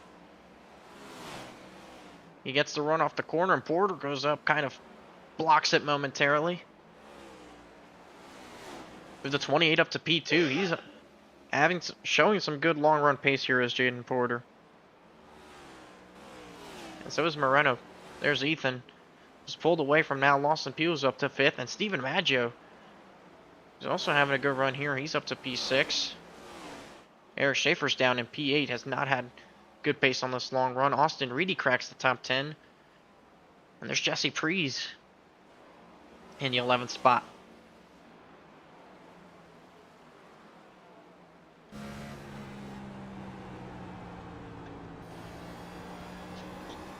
The leader's now caught up some lap traffic, which will make things interesting for the next couple laps. Which lines they choose, lap times. Jaden Porter, that last lap was a 10th.5 quicker than your leader. It's the only time all race where we've seen anybody look faster than the 15, at least by this much. And the caution flag's gonna wave. Looks like trouble for Lance Hill. You saw him momentarily there. He's stopped on the bottom. Oh, and Forrester's upside down. Oh my. Colin Forrester's upside down.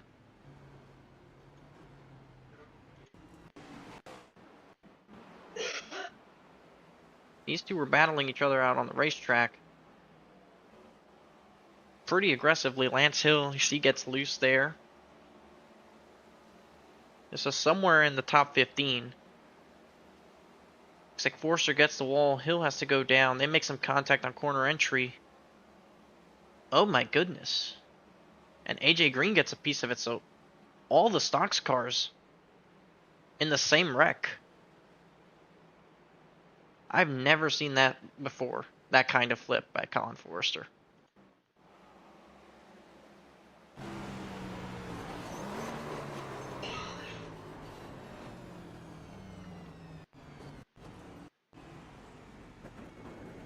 Wow. It just climbed the fence.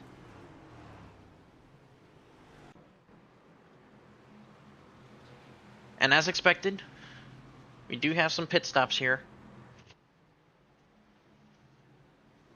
These guys did go about almost 100 laps since the last time they pitted.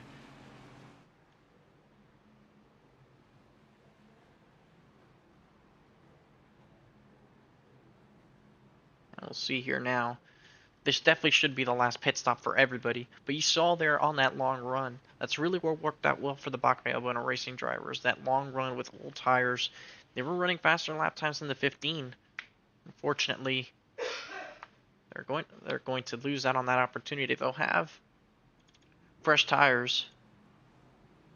It's Nicholas Bauman, who's a lap car. It's not for position. Jaden Porter's going to be in second. That's also not for position behind. Kyle Benson moves up into third with Ethan Fonseca in fourth.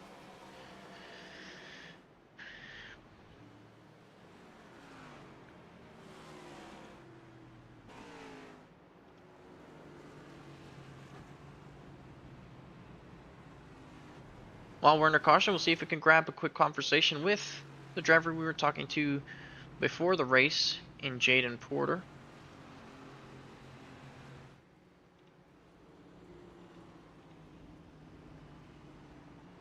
And it looks like we'll have him in the booth now. So Jaden Porter, you are in the booth here. Can you kind of talk us through what the race has been like for you personally so far? Crazy. I lost a lot of track position early with the contact with Craig.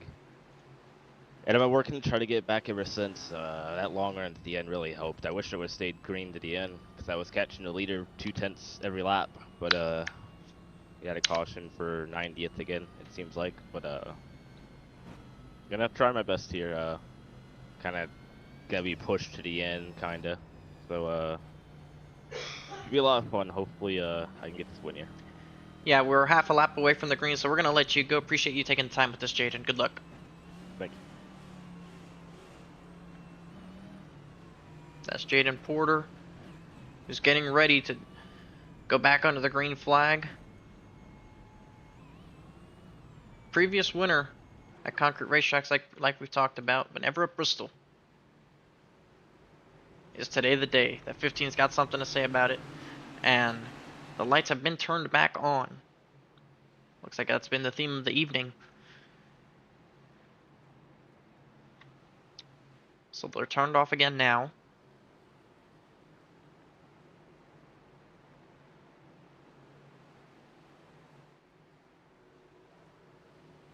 We have several cars out of this race, multiple laps down.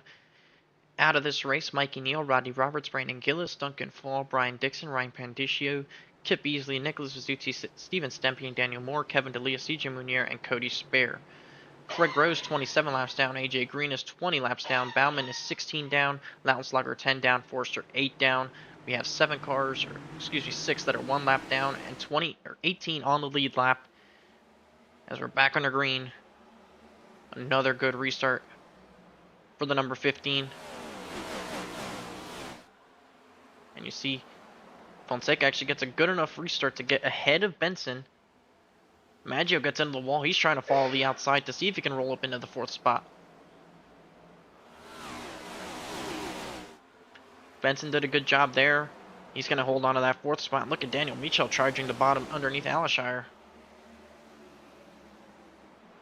That's the highest we've seen Austin Rady all night long. He's trying to move himself up into the 8th spot. He's got that outside lane going. And what a recovery for Jonathan Juergensmeyer, who was outside the top 30 at one point with some pretty bad damage. And here he is inside the top 10.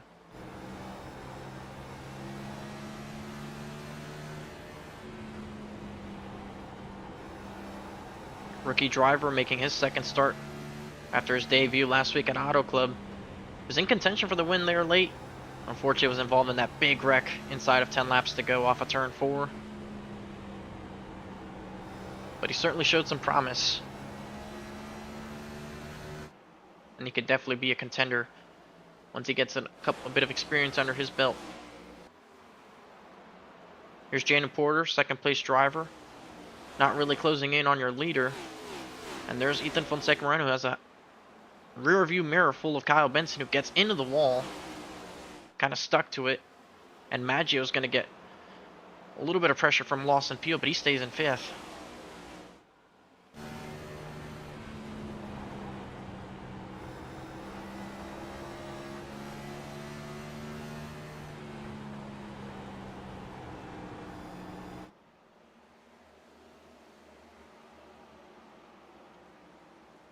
Benson's still trying to make that outside work. You can see how the car sparks. He gets a huge run, and oh, into the wall he goes.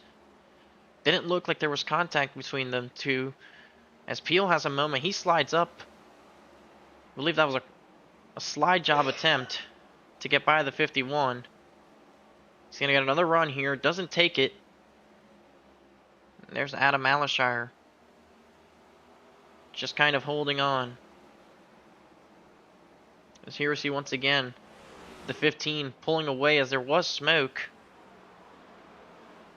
Not sure if that's someone with connection issues. See smoke popping up all over the racetrack. It's either a lap car or something is going on. It certainly caught the attention. But at this point in the run, this is where the 15 is running faster lap times than everybody else. Jaden Porter was one of the fastest cars on that long run. He knows how to save tire. But you can't save too much. When you get to the line this time, it's 30 laps to go. And Kyle Benson knows exactly what I mean because he's moved his way up into 3rd. And Maggio's starting to close back up on Ethan Fonseca.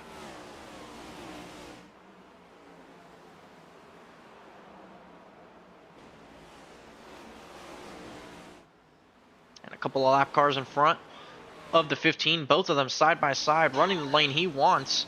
He's going to get stuck behind them here.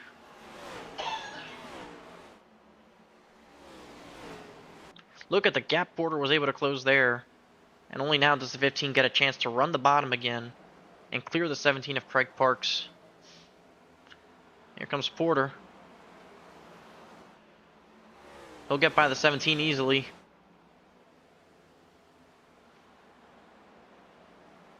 As we're approaching lap 200 here, the gap currently sits at about half a second. Ethan Fonseca kind of not able to keep the same kind of pace as your top 3. But he's doing a pretty good enough job.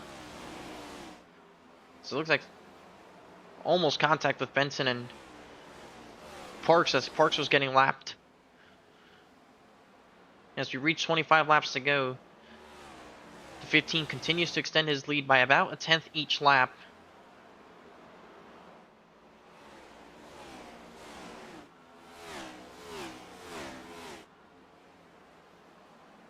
And the laps will tick by here quickly. Before you know it, we'll be in the closing stages of this race. Peel almost into the back of Maggio as they're all getting by now. Craig Parks.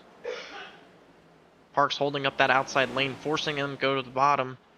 Peel looks low on Maggio. He's going to slide up, almost get into him. That's going to invite Alisher, and the caution flag's going to wave.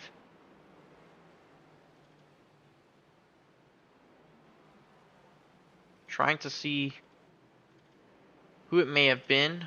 I don't see anybody right now stopped on the racetrack. Looks like Austin Reedy was on the apron. Let's going to look and see what happened.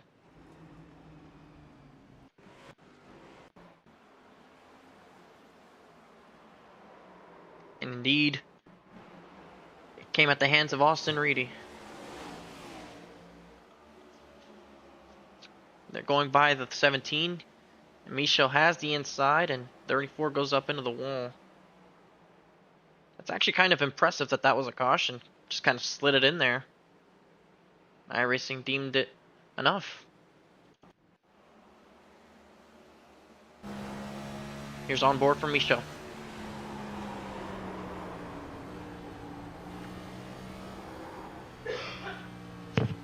Again, really impressive that that was actually considered a caution. Didn't really appear like it would, and Kyle Benson's on pit road.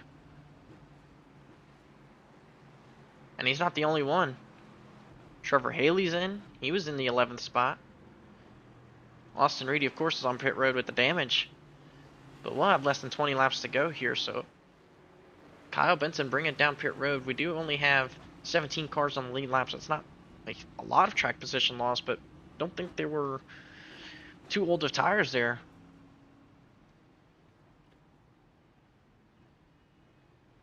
That's going to put KBueno Racing 2-3 and a KBueno Racing Junior driver in P4, so the cream rise to the top. Let's not ignore what this 15 has done. Kyle Tarzak, in his debut, has shown up and put a whoop on this field. He's led almost every single lap. You see right there, as we hit 19 laps to go, 197 laps led out of the 205 that have, or 206 that have been ran. All but 9 laps. Impressive stuff from this 15. But as we get into the late stages of this race, drivers will become, let's just say, more aggressive. And they're going to be willing to do a lot more to win this race, knowing that it's almost the end, almost time to do something about it. So while he has been fast and while he has been good on these restarts, we're getting onto these older tires now. And that could favor Jaden Porter or Ethan Fonseca. Getting a good enough launch, staying in close enough with the 15 at the start of this run, could definitely bring themselves an opportunity to make a move for this win. Lights are off on the pace car for now. We'll see if we'll have any additional caution laps here. But it doesn't appear to be the case this time. Kyle Benson restarts in the 10th spot, so he doesn't lose too many spots. He was running in 4th. We have 17 cars on the lead lap, last one being Tony Kivet. As the pace car makes its way out of pit road. Or actually now the lights turn back on at the last second. Ain't that fun?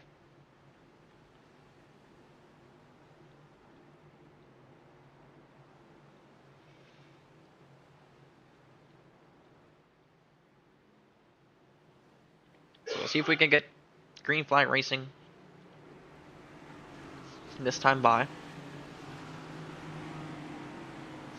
It'll be 16 laps to go. Kyle Tarzak has led just about 200 laps in this race. Been the dominant car in his debut. Looking to try and do what many others have done, and that's win in their debut. Particularly at concrete racetracks.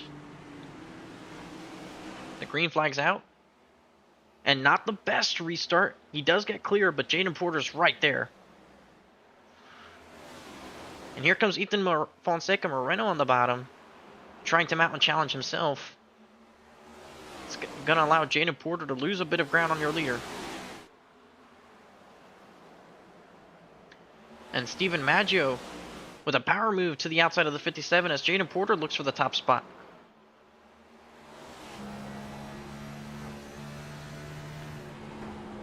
He knows it's go time. He knows the race is winding down. And he looks quick enough to do it. He's all over the back bumper now. And the 15 goes to block. A little bit of a bumper contact there. Approaching 13 to go.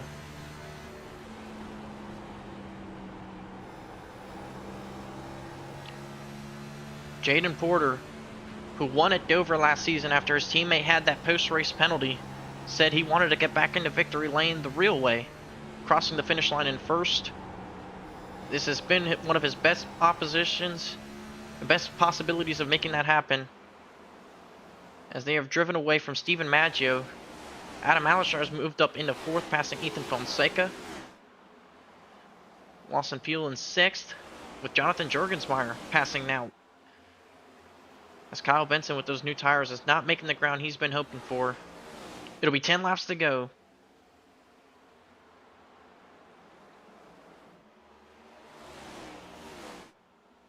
Oh, and Porter had a moment there off of turn 2. He lost about 2 car lengths on your leader. This was not a good lap for him. But he still has time. He just has to hit his marks and just give himself an opportunity. But the 15 has not really been a driver to make mistakes. He made that one block and there was some slight contact.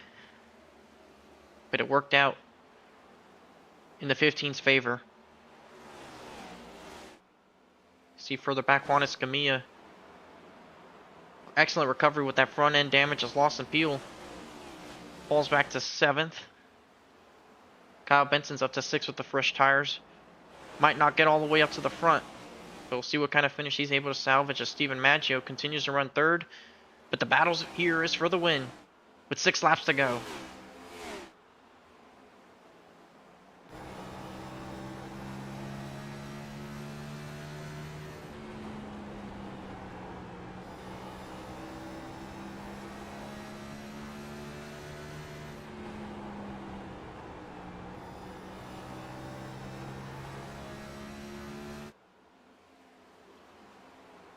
Kyle Tarzak sees him. He's running the outside lane now, trying to match him. That last time by, just 4 thousandths quicker than Porter. Approaching 3 laps to go.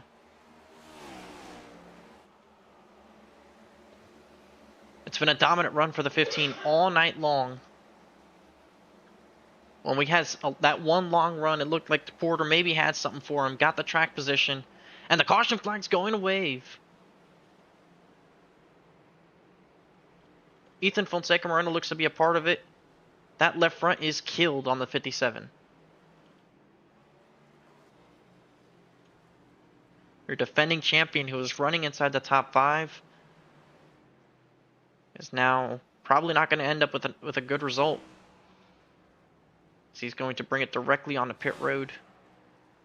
Let's see what happens here to bring out the caution that will put us under overtime for the first time this evening.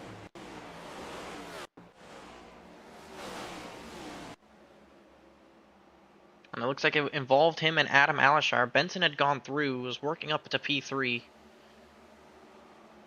And it looks like he just was not clear. And right there, when he gets on the transition, he overcorrects, and Lawson Peel gets a piece of it. Oh, and Lance Hill eventually powers in, and so does Michael Newball, Craig Parks. Ultimately, see if we can get a view from Lawson Peel, who's now bringing it down pit road. But this is what the 12 car sees.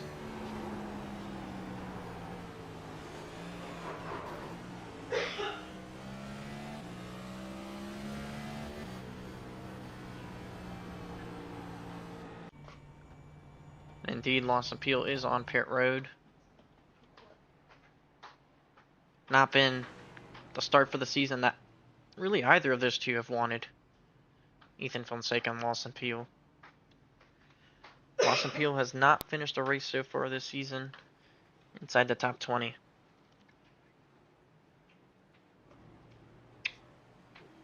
He's 34th in points and was hoping to have a good enough run to get him, if we're positively speaking, at least in the top 30. And whilst he might have that here tonight since he's still on the lead lap, a top 5 run is certainly out of the question. And especially for the 57 who's now 3 laps down, still sitting on pit road.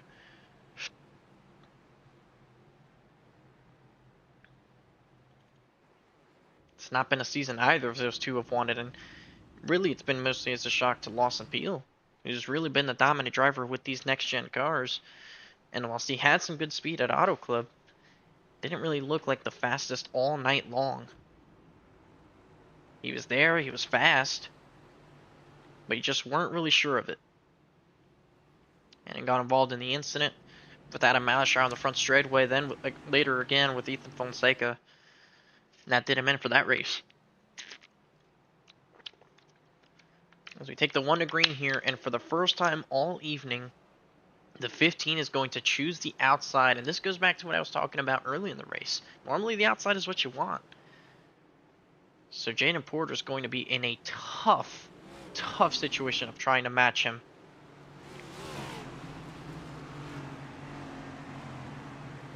Steven Maggio is going to be in a good spot here. Kyle Benson, even though he has those newer tires, restarting third is probably not the place you want to be in. Can probably time it well to the leader. Problem is, second place usually has trouble. First attempt at overtime on the KBueno Racing Network. Kyle Tursak leads in the green. Jaden Porter stumbles to get going. Benson looks to go 3 wide. He's going to try and go through the middle. And Porter almost gets to the inside. Benson's looking low. Here comes Maggio. 3 wide for second. Austin Reedy trying to move through. White flag in the air.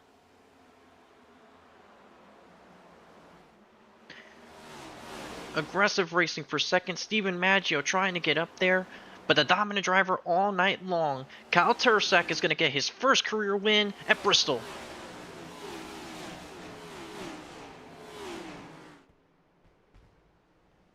And the fireworks go off. For the driver of the 15, claiming his first career victory, Steven Maggio comes away with a second place finish, making his average finish 1.5. Jaden Porter with another podium finish. Kyle Benson in 4th, and Juan Escamilla recovers to 5th. What a good job by him.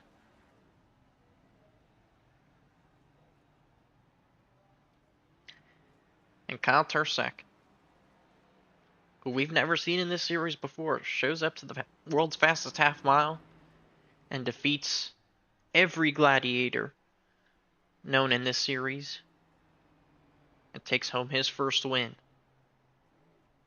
It was a dominant effort. As you'll see here, he led all but 4 laps. He's going to slide it across the start-finish line. He's going to celebrate in Paul's Setup Shop's victory lane.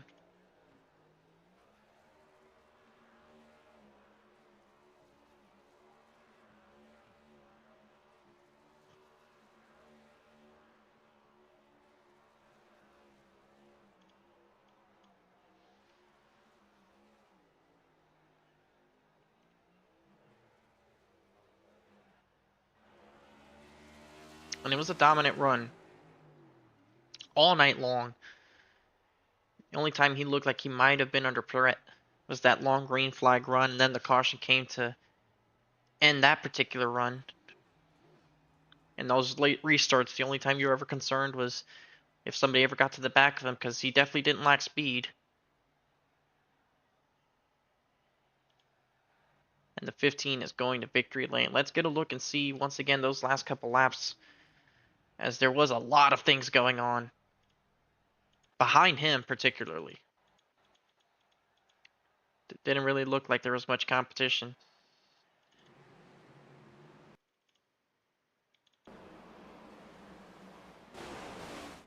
As we're trying to see if we can get to the restart here.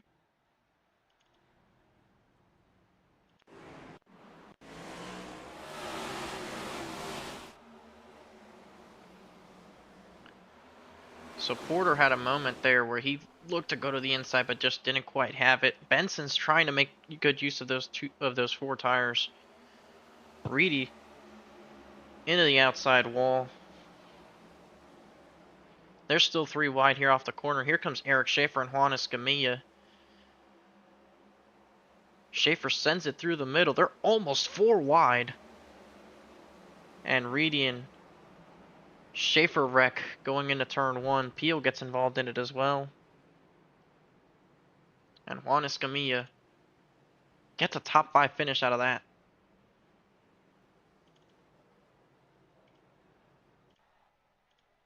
And parks it right on the start finish line. Your race winner, Kyle Tarsek. We'll try and get through this full field results here from the Bristol Motor Speedway to see where everybody finished. And of course, Kyle Tarsek winning the race here this evening on his first ever start in the series, leading 221 out of 225 laps, one of the most dominating performances we've ever seen in 4-wide racing TJ's Team Series history. Stephen Maggio, last week's winner, confirms the speed he had, finishing second here tonight. Jaden Porter with back-to-back third-place finishes, able to just beat out Kyle Benson, who finishes in fourth. Juan Escamilla, with his best run so far this season, gets a solid top 5 finish, with Austin Reedy showing up there at the end with a 6th place result. Eric Schaefer finishes in 7th spot. Adam Alashar recovers to 8th. Jesse Prees with an outstanding run here throughout all the controversy, all the chaos all night, to finish in 9th. And Jonathan Jerkensmeyer with a good recovery for the rookie to finish in P number 10. Going on to 11th is Lawson Peel, misses out on that top 10 finish. Still no top 10s this season, but definitely the best finish he's had so far. For the driver of the 12, Daniel Michel, his teammate, finishes in P12. Trevor Haley in 13th.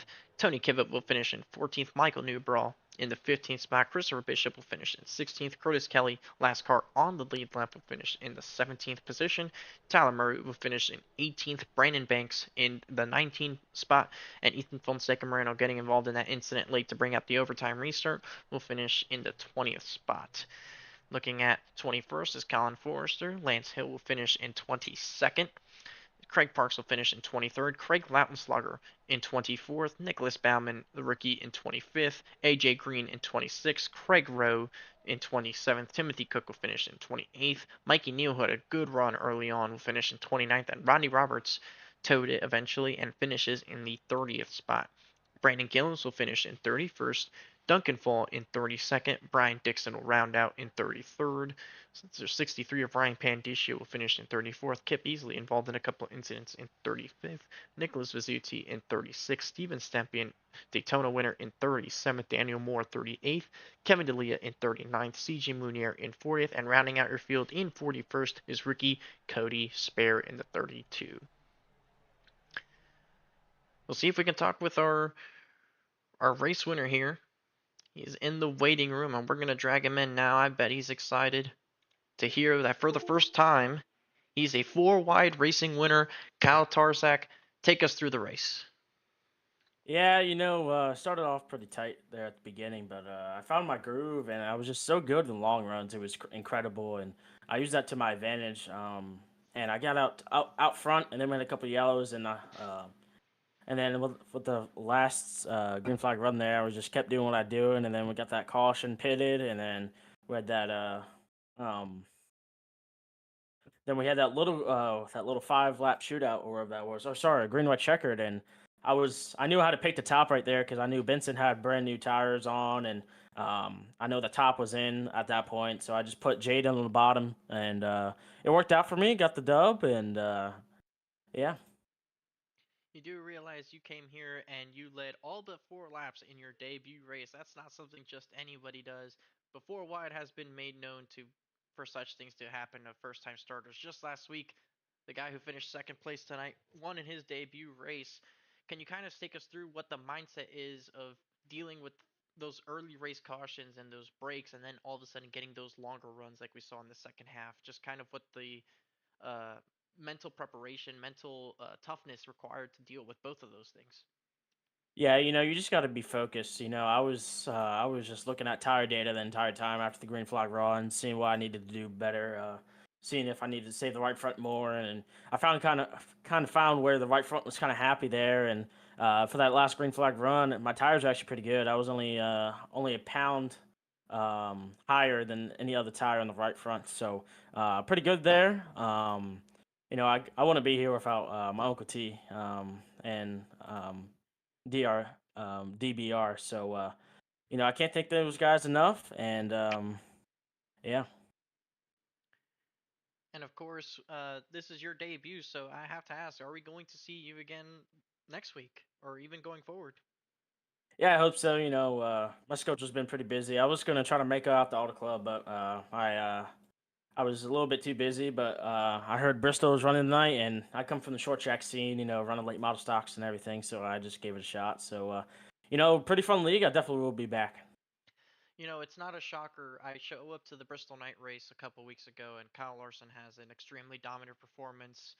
You come here in your Chevrolet, and you have another dominant performance. Kyle Tarzak, we'll give you the floor to give the shout out to everybody that helps make this possible for you.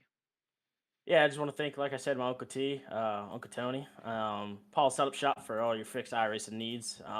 Curl Sim Shops, they do incredible photos. So if you need any iRacing photos, make sure you go to them. RKM Setup Shop for my short track side. DBR for giving me a shot at this, and you for broadcast, and Tyler for putting this on. Appreciate everything. Kyle, it was a fantastic run for yourself. We hope to see more of you as the season progresses, and going forward, you'll have Kenneth in the booth. No, it won't be just me. Glad I was able to substitute in his role, but I think you'll appreciate when he's back. He does it better than me for sure. He's definitely one of the best out there. But we appreciate everything this evening, Kyle, and congrats on the win. And we hope to see more of you going forward. Thank you. That's Kyle Tarzak, your race winner, leading all but 4 laps. Very impressive stuff out of him. Now we'll move on to the second place finisher, which is Steven Maggio, who won the race last week and finished second this week. Steven, what a run it has been to start your 4 wide career. Take us through that race. Chaotic, just as chaotic as last week. It's funny that these two races were back to back because I feel like they are more about where you put the car than how much speed you actually have. It feels like you have to save tires a little bit here and there, but it's more about making sure you run the top so that you don't get passed, but then going back down to the bottom to save tires when you can. So I feel like most of the time I'm driving out of my mirror and just judging down each straightaway, is this guy close enough that he could get to my outside? If he is, I run the top, and if he's not, I run the bottom to try to save some tires. And yeah, I just getting luckier at the end of these races, I guess, because I got to be in fourth when Benson pit, where I would have been fifth, and then Benson had just passed me on lap like 222, and the caution came out on 223, which let me get to the outside again. Otherwise, I would have been restarting third. And yeah, then the leader picked the outside, and that helped me a lot as well. And I was just barely able to keep second. I was really scared we were going to wreck there out of 4 on that last lap because we were all super close together, but we made it out. And P2, I'm really happy with that. First last week, second this week.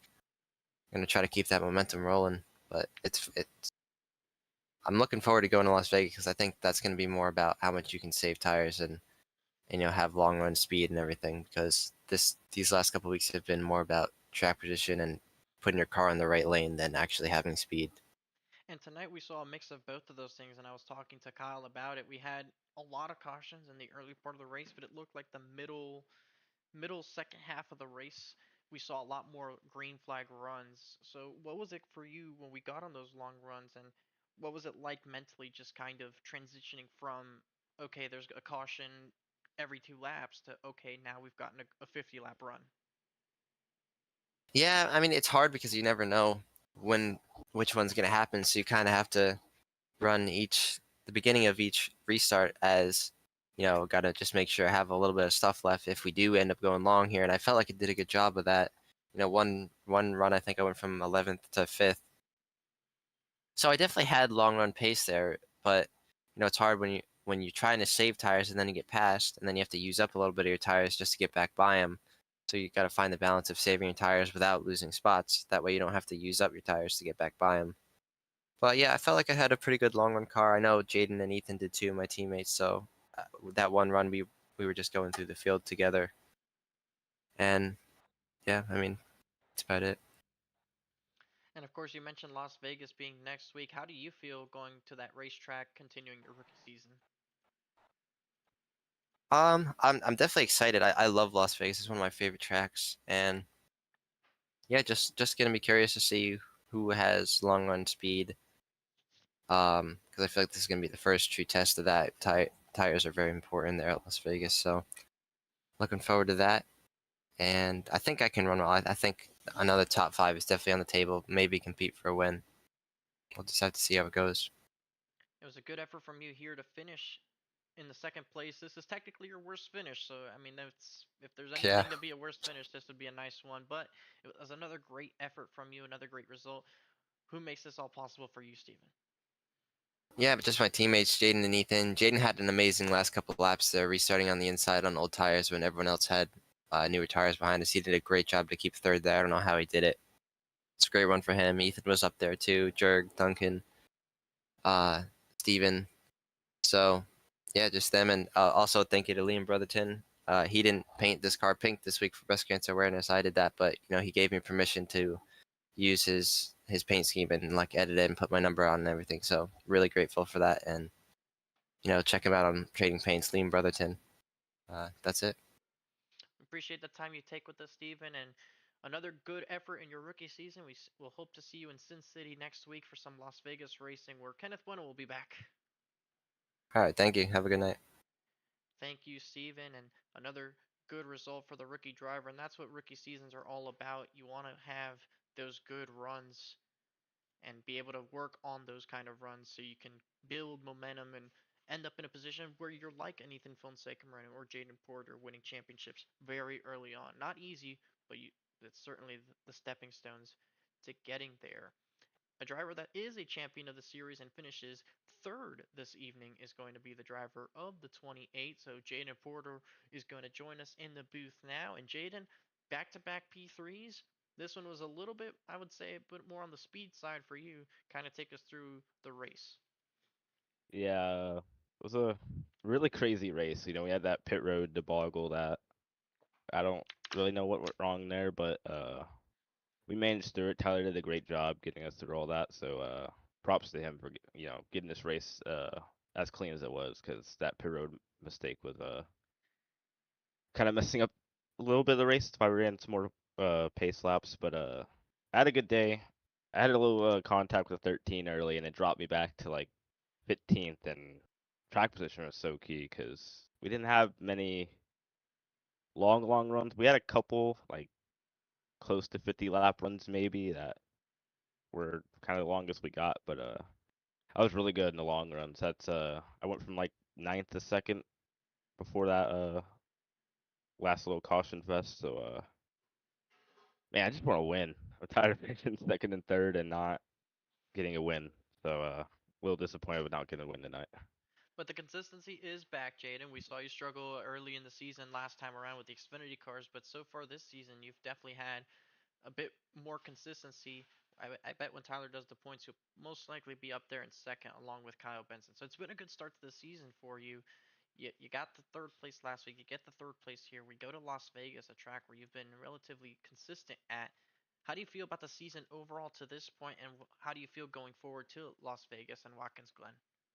Yeah, it's been a great start to the season. I don't think ever since I've been in four wide I've started a season good at all, and I've started this season great. So feels good to get those runs, get some confidence. I'm driving with a chip on my shoulder this year.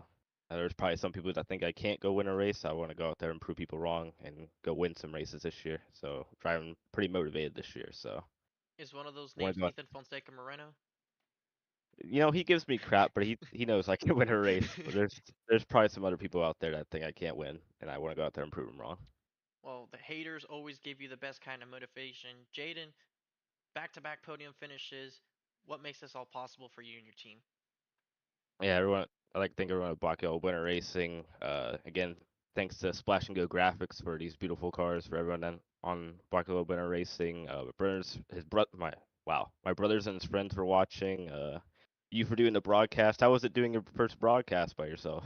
Okay, now I get the answer the questions. Okay, it was challenging. I mean, I give Kenneth a lot of credit. There's a reason why he's the one that does this all the time, but he also has Mm, years of working this and he knows the ins and yeah. outs. So, I mean, definitely not easy. There's that added extra respect that I have for him for just seeing everything he kind of has to micromanage, especially every time I send him a message saying, "Hey, do this," or "Hey, let's see about that." I uh I hope he enjoyed. I mean, it was probably weird for him seeing a four wide race on KBueno Racing Network that wasn't done by him, but I hope that I made him proud by putting on a decent enough show. I tried to get as many battles as I could. I feel like I did a good job of whenever there was an incident grabbing what happened and getting accurate enough replays in a quick enough time. I don't think I missed much action wise. But That's good. all in all, I think I had a good time. I wish there was a bit more green flag racing just so I can kind of experiment with a bit more stuff. But I mean, this will probably be Yeah. the only time this happens all season. So I mean, I can't wait to have Kenneth back for Las Vegas. But enough about me, Yeah. Jaden. We're gonna focus on your P3 here. Mhm. Yeah, it was a good Yeah. effort by you, and we appreciate everything. And just like I said, give the shout out to everybody that makes this happen. Uh, well, I'll thank Bucko Winter Racing again. I basically gave a shout out to everyone I needed to. All right, so we appreciate the time you take with us, Jaden. A great start to the season so far for yourself, and we hope to see you out at Las Vegas, where you might be able to keep that momentum up. Hopefully I will. Thank you. And that's Jaden Porter, who gets to thank his team twice, as I obviously lost my train of thought there. But back-to-back podium finishes is good for the driver of the 28 as we leave the Bristol Motor Speedway now.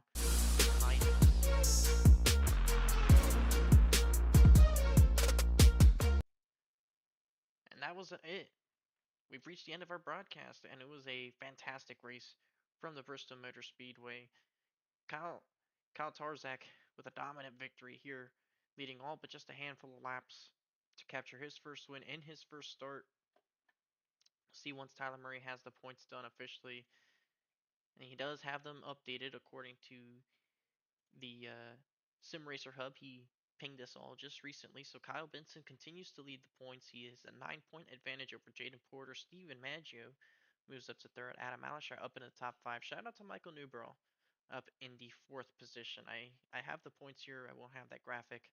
It would take a pretty good amount of time just to edit it, but just kind of giving everybody the gist of what they're seeing. Timothy Cook in 11th, Christopher Bishop in the ninth spot, Curtis Kelly in 8th.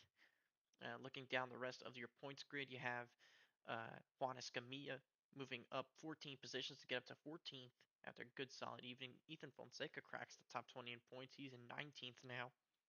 Lawson Peel, with his 11th place finish, moves up to 23rd.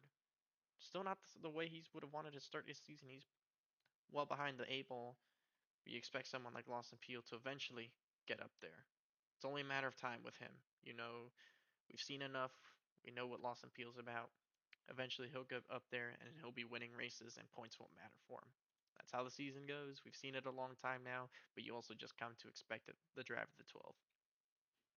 On behalf of everybody that makes this possible for the KBueno Racing Network, I just want to thank Kenneth Bueno for giving me this opportunity of putting on the show when he's been unable to. I hope he had a really successful evening with the Inter Miami team over at the Chase Stadium in Fort Lauderdale. Uh, Shout out to Tyler Murray and Four Wide Racing for putting on a great race, allowing me to cover this for this evening. Can't wait to have Kenneth back in the booth with me at Las Vegas, where he gets to do his thing and I get to do my thing. But it was certainly a fun experience, and I hope everybody had a good time with it and had a good time watching the race. So, with that being said, my name is Francisco Bacallao, and you have just watched Four Wide Racing action here from Bristol Motor Speedway. Thank you once again for tuning in this evening. It was a pleasure to bring the broadcast to everybody, and I hope you have a safe evening, and we'll see you next week at the Las Vegas Motor Speedway.